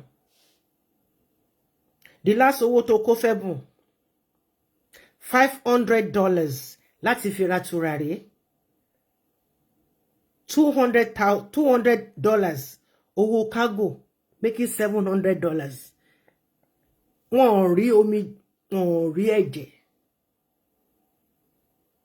Àbírọ́ tún ni mo ṣérò ni mo tún pa tìyẹn. Sidikatu, ṣérò ni mo tún pa. $700 ló sì gbà ní December ń bí báyìí. Òun fún convocation tó ṣe lọ ṣe dé yìí o. Owó yẹn ló ṣe ló ná. Òun ló ṣe ló ná fún ọmọ tó ná fún ní America ní kí ló ti ń pè ní parish tó wà l'Abuja. Kí lorúkọ ọmọ tó ṣe divorce Nweke Teddy Ned àbí kí ló ti ń jẹ́. Ọmọ tẹ́ rí tó náwó fún. Tán ló fún wọn, ó fún wọn ní 2 million. Ìyá ẹ̀ náà fún wọn ní ṣe $500,000 kan ní àbí 1 million. Òun náà wá dúró sẹ́gbẹ̀ẹ́ olóṣì. Kílíṣì ló máa ń gbá gbogbo ìgbà. Òun náà owó tẹ́ ní kó lọ fi bá ìra tùràrí. Àtowó owó shipment tán máa owó cargo tán máa fi gbé 200 ló jẹ́ $700. Ọmọ ya ṣe ó ya rí nǹkan náà fún kórè. Nígbà tí mò ń sọ fún yín pé owó tẹ́bùn nọ́mbẹ̀ yẹn ó máa bá nǹkan dé. Ṣe rí ibi tó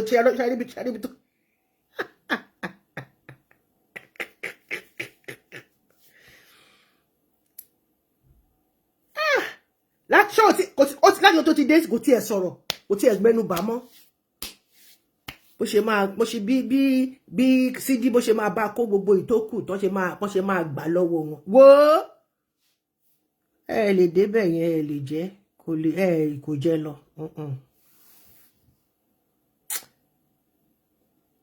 Bẹ́ẹ̀ sá lóògùn kò lè jẹ́ bẹ́ẹ̀ ni toréwé yìí ò ní pé ó máa kú kó máa kú kan náà ni. Ẹ̀bùn wọ́n ní kó bá wọn gbé $700 sí wọn. Now, it might interest us all to know that via Sidikatu, àbúrò mi dáadáa, Susanna Amusa's sweet and smooth maneuvering attitude. Ó jẹ́ kí ẹ̀bùn dagboru. Ó jẹ́ kó di ẹni tó yẹ pé òun ló handle ìpín tó ń lọ sí ọ̀dọ̀ pastor. Ṣé tó rí pé owó tó ń ná? Ṣé rí pé owó pọ̀? Ẹ̀bùn ni wọ́n ń kówó pastor nítorí pé ó sọ pé òun bá wọn ṣiṣẹ́ ní kinní. Ọlọ́run ló mẹ́ni tó bá. Gbogbo ẹ̀yin tẹ́ bá ń tẹ lẹ́tà tẹ́ fún ẹ̀bùn láti máa lọ fi ṣe bí káàkiri Amẹ́ríkà òfò lómi ẹ̀fọ́ ṣe. Wọ́n ṣe máa tẹ̀lé ayé yín bàjẹ́ nìyẹn. Ìwé tó máa balẹ̀ ayé yín jẹ́ bọ́n ṣe máa tẹ̀ fún yín nìyẹn.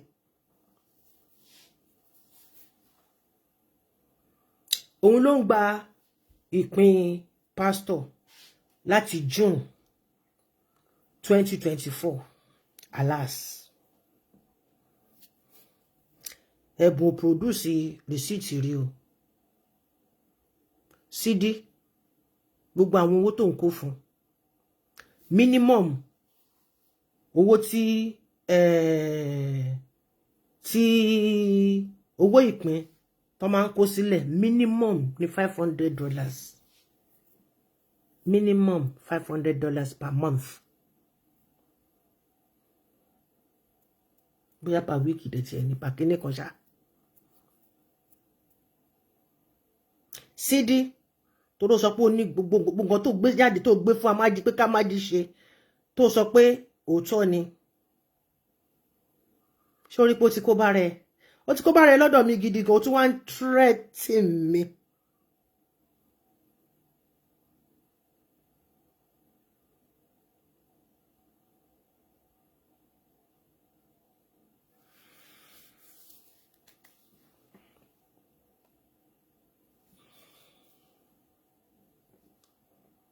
Nothing less than $500 ni wọ́n kó fún ẹ̀bùn lóṣooṣù torí pé ó sọ fún òun pé òun lòun handle owó pastor tó wà ní l'Amẹ́ríkà. ẹ̀bùn ewé ẹ ti sunko èmi mọ̀ ẹ́ tán ni èmi rí ẹ tán ni èmi mọ̀ ẹ́ tán mo rí ẹ tán ni níbi tó lo má yẹ ohun dé ó lo títí gbogbo eyín ẹ dẹ gbogbo eyín ẹ òkè àti tìsàlẹ̀ wọ́n dẹ̀ jẹ tán ó ti kan gum bí tó ti ń fi nǹkan olúgbòhùn àbí má fọhùn tó ti ń fi bá wọn sọ̀rọ̀ mo ti gbọ́dọ̀ lọ́kọ́ kí nìyẹn dáadáa lórí Yorùbá YouTube mo gbọ́dọ̀ morúkọ tó ń pè dáadáa ṣé má yẹ ohun ni àbí má gbóhùn àbí má olúgbòhùn I think it's the same thing olúgbòhùn àti má yẹ ohun má obstruct nǹkan tí mo bá sọ má yẹ ohun whatever ṣá kò fún wọn ní proof ẹyọ kan ṣo báyìí láti ìgbà yẹn títí di February láti June títí di February receipt ẹyọ kan ṣo ló mú jáde mo dẹ̀ mọ̀ kó lọ tẹ̀ lọ́dọ̀ Olúwọlé ni wọ́n bá tẹ̀ ní ẹnìkan ló máa jà fún nínú ní ìmẹ̀kọ́ ń bẹ̀ èyí tó kù nǹkan èyí tó kù máa tó dé lọ́la skọ̀rọ̀ ẹni tó dẹ̀ tẹ́ fún tó bá ti fún yẹn ní 10,000 wọ́n bá ti já kan fún gbogbo wọn tó ń ṣiṣẹ́ níbẹ̀ ni wọ́n ní receipt o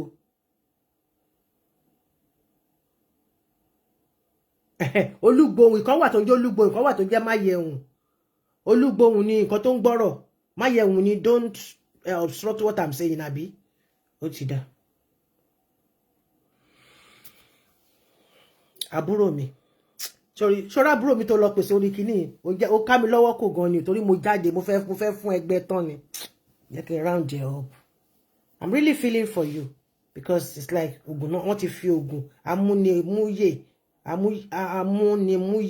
ṣé amúnimúyè ni amúyè lọ ẹ̀bùn ti lò fún ẹ dáadáa ó dẹ̀ ti gba dẹ̀ndẹ̀ owó lọ́wọ́ ẹ̀ tó jẹ́ personal owó ẹ̀ gbogbo owó tó ti yá lọ́wọ́ ẹ̀ ó yá lọ ṣí ṣó lè rántí ó lè ṣí ó lè rántí I'm not your enemy and I'm not seducing you I don't even want you to be close to me because ọṣẹ ń kó lára ẹ gidi níbi tó gọdẹ èèyàn fẹ́ ba ìrìn àjò tó ti ń rìn bọ̀ láti kékeré ó fẹ́ bàjẹ́ nítorí oyè tó jẹ́ pé oyè tí wọ́n ṣebóhùn ló ti tán yẹn kẹ́nà yẹn ti tán owó yẹn ti tán ó ti tán láti on the 27th wọ́n ti ní kẹ́tù wá sanwó mi kẹ́tù wá sanwó another year pépà lásán ni géńdé ọmọ ọ̀ṣọ́fà ni ṣó ó wá sọ ara ẹ di aníní fún ẹ̀bùn tí ò ronú ẹ kò ronú ẹ fún ìṣẹ́jú kan rí lẹ́yìn pé tí tọ́ṣọ̀ bá débẹ̀ yẹn tó bá ẹ̀ kó ju shin fún ẹ ó máa gba ẹ blocking ni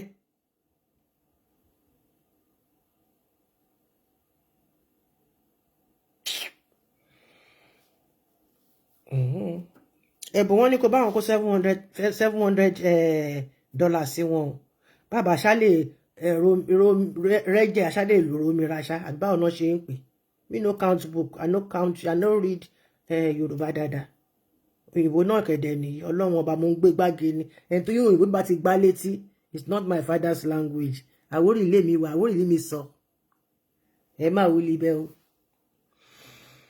it's a pity.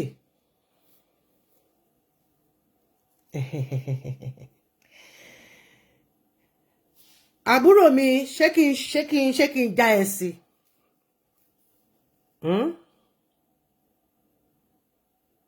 jẹ́ kí n fi ẹ́ sílẹ̀ Ọláwálé ṣé kí n tún fún ẹ ní kan nínú àwọn fọ́tò ẹ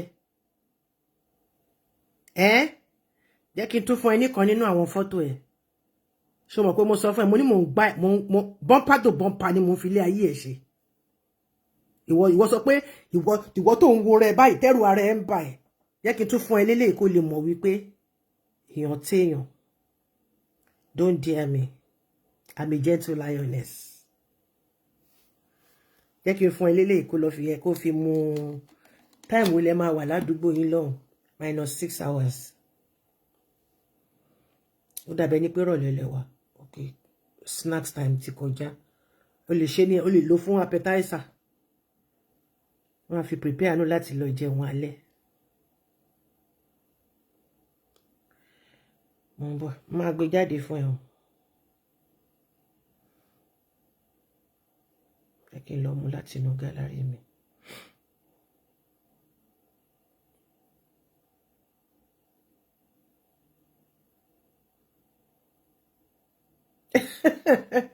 Ó dáa, mo ti rí mẹ́sẹ̀jì tó fi mo ti dá dúró.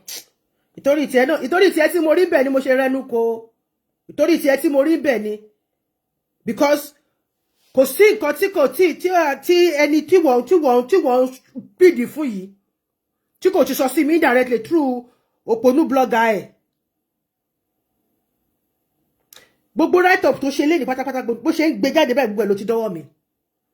Ó kọ write up ó tún fi crucify ara ẹ̀ Sidikatu níbi ó tì ẹ́ wọ́n ní kó lọ kọ statement tó kọ ó tún fi kọ rẹ̀ má gbélébù bí Jésù ni. Má kà yẹn fún yín, má kà fún yín kẹ́ máa gbọ́ nǹkan tí àbúrò mi tó kọ sílẹ̀ níbi tó ti fẹ́ máa defend ara ẹ̀. Tí bá sọ fún ẹ pé mo ní nǹkan tí wọ́n lè fi tì ẹ́ mọ́lé gba bẹ́skì.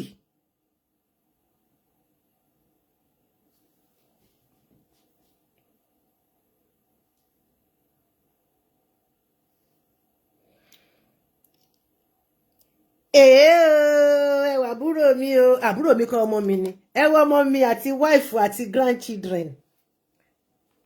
Ṣé ẹ rí wọn? Ẹ jẹ́ kí n ṣí kíní kúrò fún yín.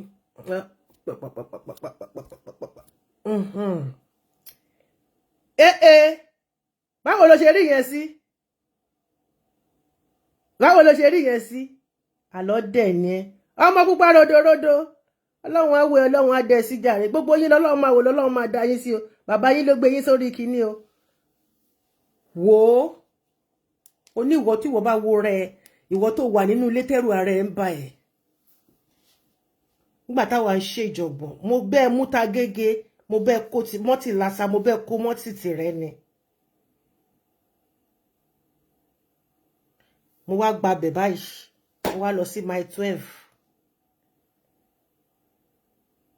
Tó bá ń gbọ́ Kétu ọjọ́ ta o, Kétu ọjọ́ ta o.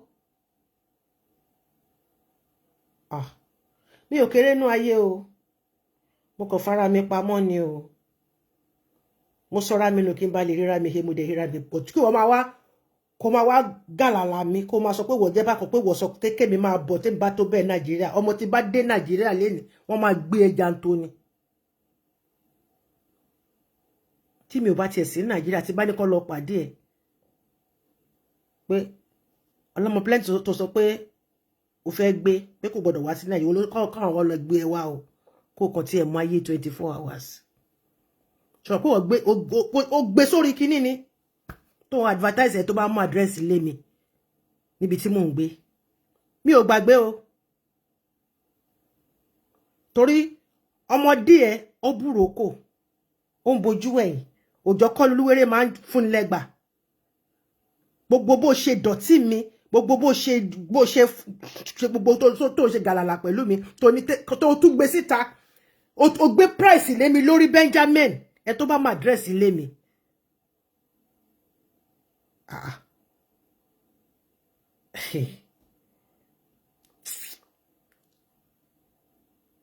Belgium ni mo wà. Rán anybody wà tó bá jẹ́ ni yẹn bá lè gun ẹnu ọ̀nà lé mi. Torí ṣe Olúwa ni mo ṣe àbọ̀ Ọlọ́run dájú lórí mi gidigidi. Gbogbo bí tẹ́ dẹ̀ mú ẹ̀bù kò síbi tẹ́bù fọ́tò mi tó wà lọ́wọ́ ẹ̀bù tẹ́ ń wò yìí. Fọ́tò mi tó wà lọ́wọ́ ẹ̀bù. Wọ́n ní kó jáwọ́ lórí ọ̀rọ̀ mi olóòní jáwọ́. Wọ́n ní kó má ṣe nǹkan tó sọ pé o fẹ́ ṣe lórí mi tó ní kó ṣá máa bẹ́ẹ̀ wá mi, kó máa bẹ́ẹ̀ wá mi, kó máa bẹ́ẹ̀ wá mi. Kí ló ń pàdé? Cross Jésù ló máa pàdé lọ́nà. Ǹjẹ́ wọ́n ti ríbi tí cross tó ti ń yí báyìí? Tó yẹ kó gbogbo orúkọ ayé lọ́kọ sí. èmi bá Jésù múlẹ̀ ni. Cross wà ní òfurufú báyìí. Gold, pure gold. Ó dẹ̀ yí báyìí. Ó dẹ̀ kọ mọ̀nà. Oríṣiríṣi èdè àgbáyé ló wà níbẹ̀. Ṣé wọ́n ti bá rú ẹ̀ pàdé rí? Ẹni tí ò mọ̀ bá ló ń fọba ṣeré o. Iṣẹ́ ìránṣẹ́ mi ni mo gbójúlé. Olúwa dẹ̀ ń ṣe kíni, ó dẹ̀ ń kí mi lẹ́yìn. Ó dẹ̀ tún kí mi láyà. Ṣé ò bá ṣe pé Olúwa wà ní tèmi?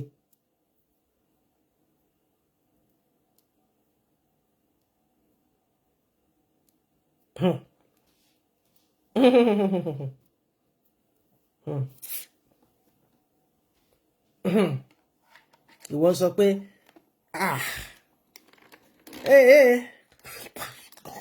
bó ṣe ń jẹun lọ́jọ́ yẹn nìyẹn ó lè kíní. Máa lọ wá fídíò yẹn máa bá yín mú wá sọ. Ìwọ ti gbàgbé ni. Ìwọ ń gbé price lórí tèmi. Èmi ọmọ Tádé ṣe Àmọ̀kẹ́. Ó ń gbé price lórí mi pé ẹnikẹ́ni tó bá mọ àdúgbò mi kó fún ẹ ládùúgbò mi ìwọ fẹ́ wá treat fuck up èmi ìwọ Benjamin.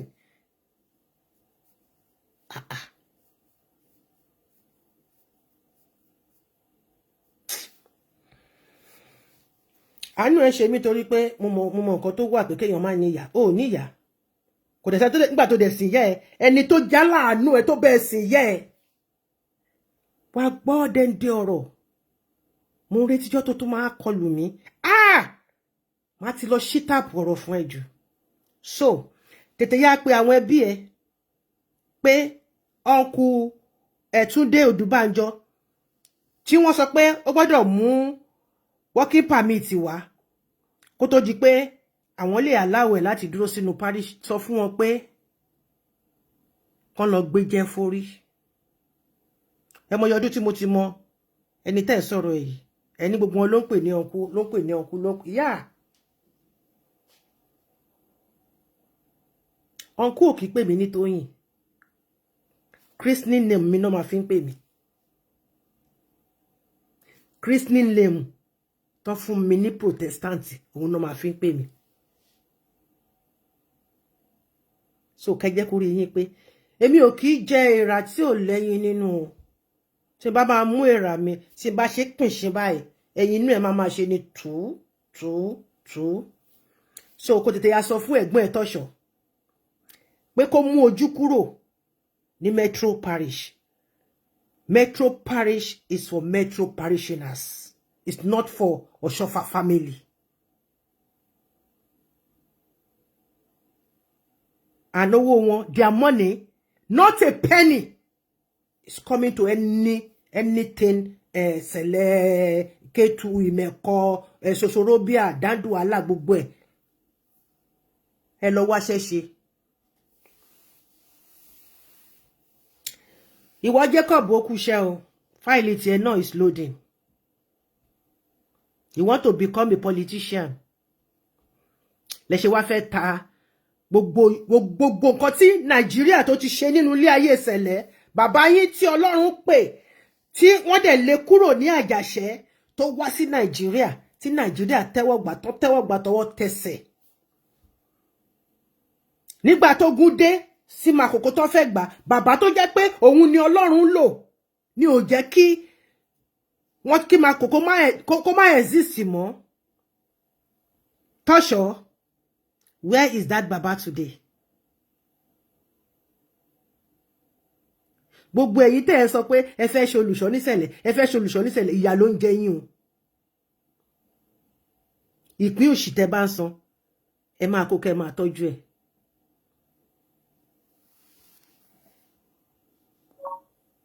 Wọ́n ti ta Sẹ̀lẹ̀, ọmọ ṣe tán ọmọ lọlé. Ìgbà yìí lè sọ ẹ mọ̀ pé mo bí iná kò sọ Yorùbá kò dẹ̀ sọ French. Ìgbà yìí náà ṣe mọ̀ bẹ́ẹ̀. Wọ́n ní kẹ́ máa bọ̀ kẹ́ ká lọ ní Jordan. Ó dá gbogbo ìtẹ́ lọ ṣe ní December ní Makoko wa ńkọ́ ní Ìmẹ̀kọ wa ńkọ́ tẹ́lẹ̀ tó ti ń palẹ̀ mọ́ Ìmẹ̀kọ mi.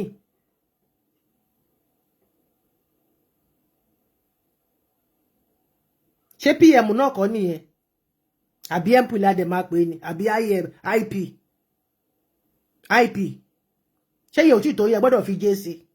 ẹ fẹ́ lọ wo ibi tí wọ́n ti rí Jésù bomi ẹ fẹ́ lọ wo ibi tí wọ́n sùn sí ẹ ṣe lọ bọ́ sí ìmẹ̀kọ́ ńbẹ̀kẹ́ bẹ̀rẹ̀ sí lọ yọjú wo bí crypt ibi tí wọ́n sì bá sí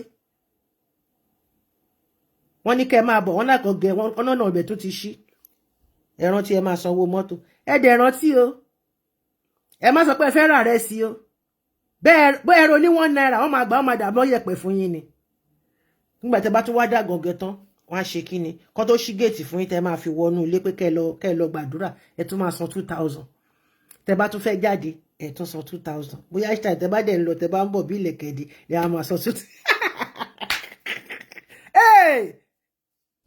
wọ́n ti fi yín ṣe bísínẹ́sì wọ́n ti gbá yín àgbà wọlé gbogbo ẹ̀yin bàbá alágbádá you see your life you see your life on Agege Road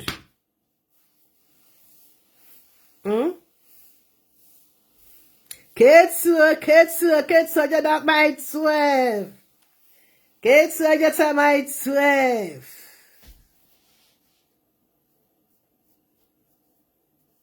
Korodu garage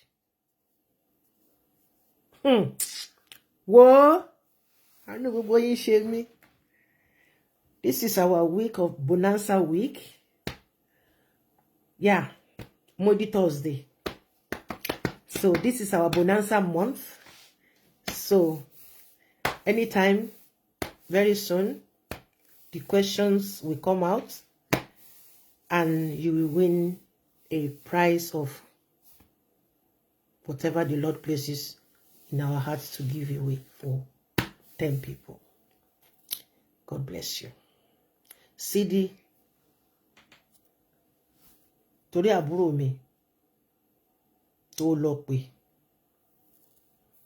tó join wa lórí kíni. Oh my baby, hi. Oh, ṣàlàáfíà ni ọkọ mi. Ó ti rẹ́rìn kú. Ṣé wà okay? Ṣé everything lọ fine? Àwọn tó kù ńkọ́. I love you girls. Màmá ńkọ́. Ǹjẹ́ òní màmá ti pè mí ọlọ́mọ Benson? Ǹjẹ́ màmá ti porúkọ mi gbẹ̀yìn nínú ilé? Màmá ní ọlọ́mọ Benson. Go back me care everybody. I love you all with the love of Christ. Thank you all for joining me. Sidikatu. Ṣorí emotion yẹn. Gbà tí mo pè báyìí, mo mọ science mo rí lórí mi torí ó mọ tó mọ orúkọ yẹn.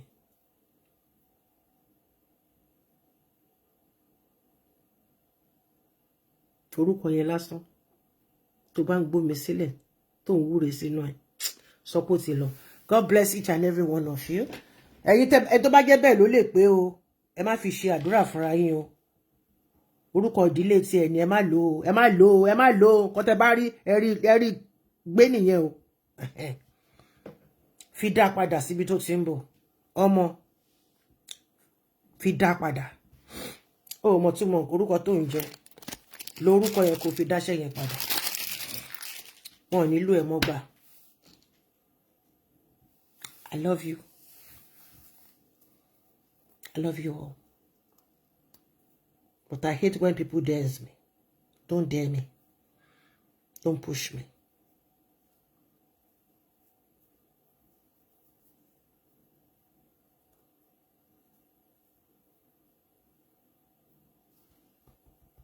Heartbeat for you all. I appreciate each and every one of you. God bless you. Have a lovely, lovely night. I remain your host, Oluwatoyin Batula. Darling, Tineke Olomo, Plenty Lady Evangelist that has no frontier. The time now is 22:52 Central European Time. Shalom.